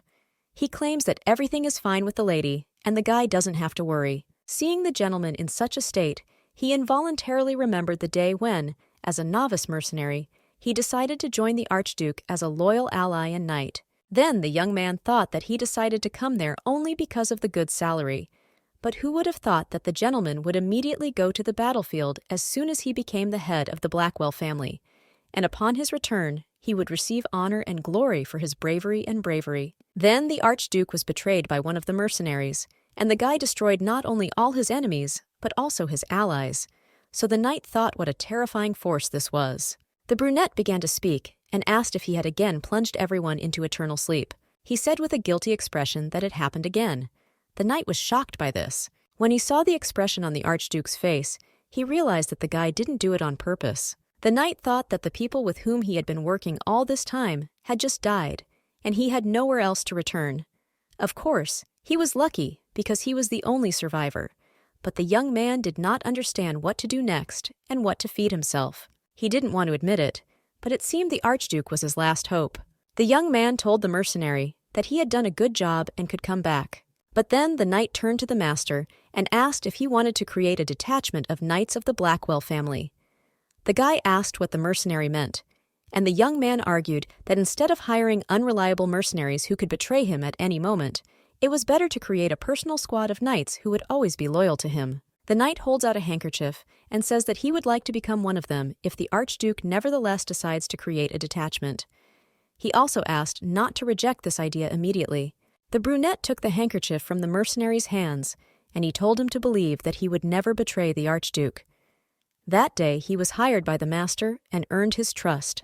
And now he asks why the seizure started at all and whether something happened between him and the mistress. The brunette only remains silent in response to this, and then claims that there is nothing of the kind. He throws the handkerchief back to the knight and says that this time there was no special reason for it, and then lies down on the sofa and sighs. He understands that Laria will most likely flatly refuse to approach him and will avoid him in every possible way. But that's right, because the guy almost finished her off. Although the young lady said that everything was fine, it was clearly not so after all. She will look at him with fear or even hatred as others did. And it seems that it will be difficult to control yourself if the girl really reacts like that. The guy is hurt just by the thought that such a possibility exists. The knight really thinks that the Archduke will again close himself off from everyone and live like a hermit. But he has only just begun to live like an ordinary person. Therefore, the servant tells the master not to reproach himself, because this time the seizure did not lead to anything serious, and he thinks that this is clear progress. He claims that it is very good that the lady noticed in time that the seizure had begun and immediately rang the bell, because thanks to this they were able to come quickly. The guy says that he's just happy, but then he notices something strange, because how does the lady know the signs of the onset of a manic attack? After the doctor treats the wound, Mary approaches the young lady. With tears in her eyes, she asks if the lady is really okay, and what will happen if she has scars on her neck, because what can she do then? Laria claims that she is really fine and asks the maid not to cry. The girl understands that if she had not rung the bell in time, no one knows what would have happened. But then someone turns to the main character and asks if she has any more wounds on her body. It turns out it's the doctor. The woman says that given the seriousness of the situation, the young lady got off lightly because she could very well have died. The maid just hugs the mistress and says to Frederica, "Don't say that, because here you should be glad that the mistress is alive." Well, the doctor claims that she didn't mean that because Lady Laria is the first person to even survive after a manic attack, mister. So she asks if the girl noticed something unusual. The main character is a little silent. And then she claims that, to be honest, she doesn't know what can be considered ordinary and what not. A little time later, the maid is already escorting her mistress along the corridor. She asks if Laria will really be able to walk there on her own.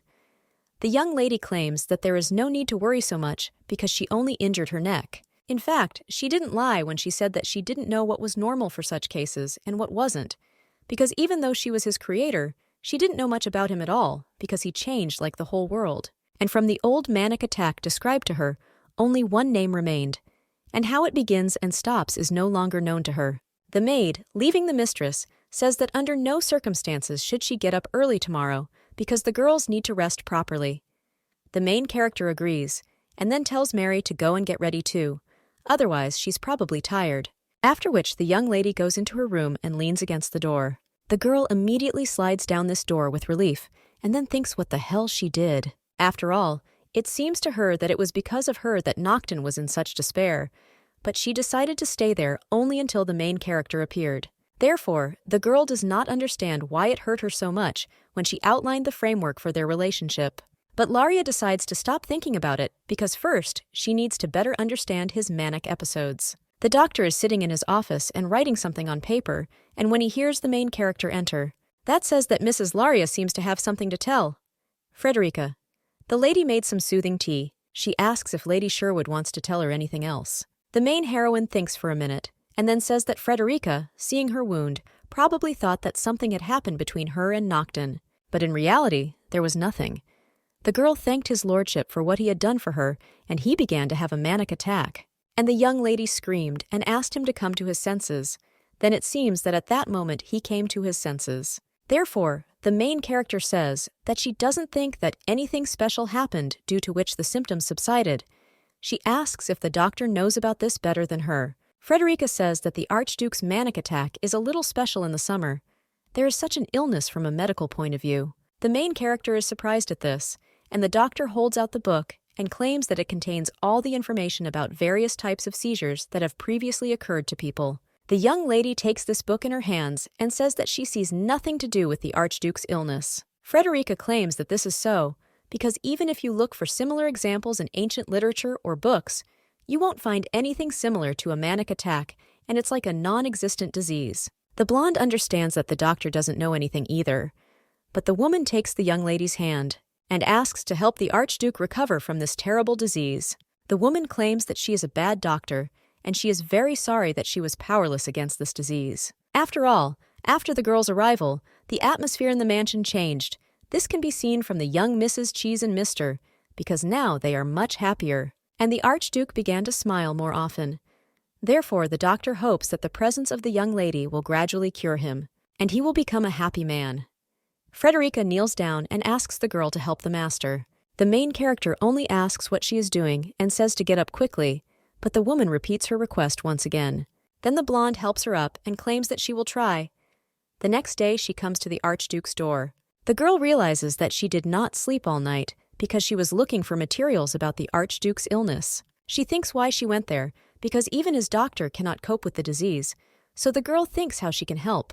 But suddenly, she notices a knight in front of her. He wishes the lady good morning and states that the Archduke is not feeling well, which is why he is here now. The young lady cries out what this means and asks if the Archduke is sick. The knight claims that this happened, and there was no more business with him, but then he hears the Archduke speaking. So he closes the door and says that then the young lady can go and wishes her a good day. The main character screams for him to tell the Archduke, but the young man is already closing the door. The girl thinks that she wanted to tell him to get well. Well, she feels like the guy is deliberately avoiding her. At dinner, the main character wonders if she did something wrong yesterday, and Mikhail screams that Janet is a fool and asks why she doesn't apologize. Then he screams that he hates the girl and she's bad. Laria just tells them to come to her and takes their hands in hers. she turns to the young master and asks how to behave during lunch. The boy replies that there is no need to talk loudly and just enjoy the food. The blonde claims that this is correct. Then she asks why the boy yelled at the young mistress, and the kid says that Janet doesn't want to eat beans, so she slips them into his plate. The girl asks if he screamed out of anger and if he decided to express his anger this way. Mikhail answers yes, but the girl asks if he felt relief after the loud screams, or maybe his mood improved. The young master says no, and he doesn't seem to feel any better. Then the girl tells him to try to do this next time and remember that bad emotions cloud the mind. Therefore, when he wants to give himself free rein, let him mentally count to 10 and then speak. And then he will be able to curb his emotions and also express his dissatisfaction more clearly. The girl wonders if a quarrel is necessarily bad, because if at the same time the children only shout at each other and throw out their emotions on the interlocutor, then yes. But if during a quarrel they can identify what they are feeling now and learn to take control of the emotion and come to an agreement, then this will, on the contrary, help them learn to form correct communication skills. The boy claims that his mood worsened when Janet threw food on his plate, that she didn't want to eat herself, and he wants an apology from her and a promise that she won't do that again. The boy understands that by calling the girl names he did not feel better, but by doing as Laria advised, he made it clear to Janet what exactly he didn't like, and it turns out that he doesn't have to call him names, because if the girl apologizes now, but the little girl interrupts his thoughts and says that she is not the least bit sorry, and asks why she should apologize. She runs out into the corridor and claims that Mikhail is stupid because he always complains, but suddenly the little girl bumps into the nanny. Mikhail asks Laria if he did something wrong. The blonde says that everything is fine. The little girl is just ashamed to apologize, so she behaves like this.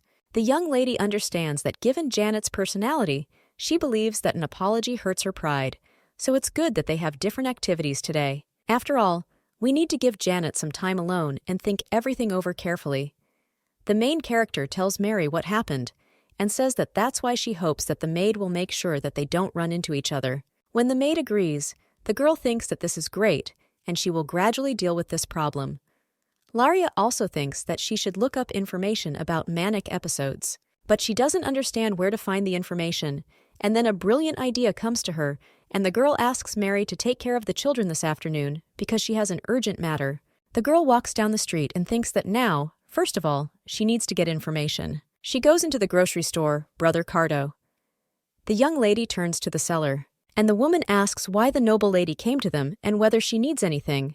The blonde says no, and it seems the eggs she bought from them were spoiled. She also asks if she can return them. The woman just looks seriously, and then grabs the basket and says that this is a lot of inconvenience, after which she goes down the street and tells her to follow her. The main character understands that she came to the grocery store because this place is not what it seems. The saleswoman knocks on the wall and screams to open it because they have an order. Then the closet becomes constrained, and the light can be seen from behind it. The woman welcomes the young lady to the best intelligence guild in the empire called Bradcarto. The main character is sitting inside the building. A woman sits opposite her and claims that her name is Martha, and she is also the current commander of the guild. The girl understands that thanks to them you can get almost any information, and that the most important thing is to be sure that it will be reliable. The woman says that they will read what is needed about the young lady, and she thinks that the girl herself can't wait to get down to business. The main character understands that firstly, she needs to hand over a basket with 30 supposedly rotten eggs, because this is a password that only some clients know about. And secondly, you need to mark one egg and put a note with a task in it. Well, it's not that simple. First, you need to make a hole in the bottom of the egg, then clean everything for us and put a note. And after that, you also need to seal the hole with wax. The young lady understands that when she wrote the novel, this approach seemed brilliant to her.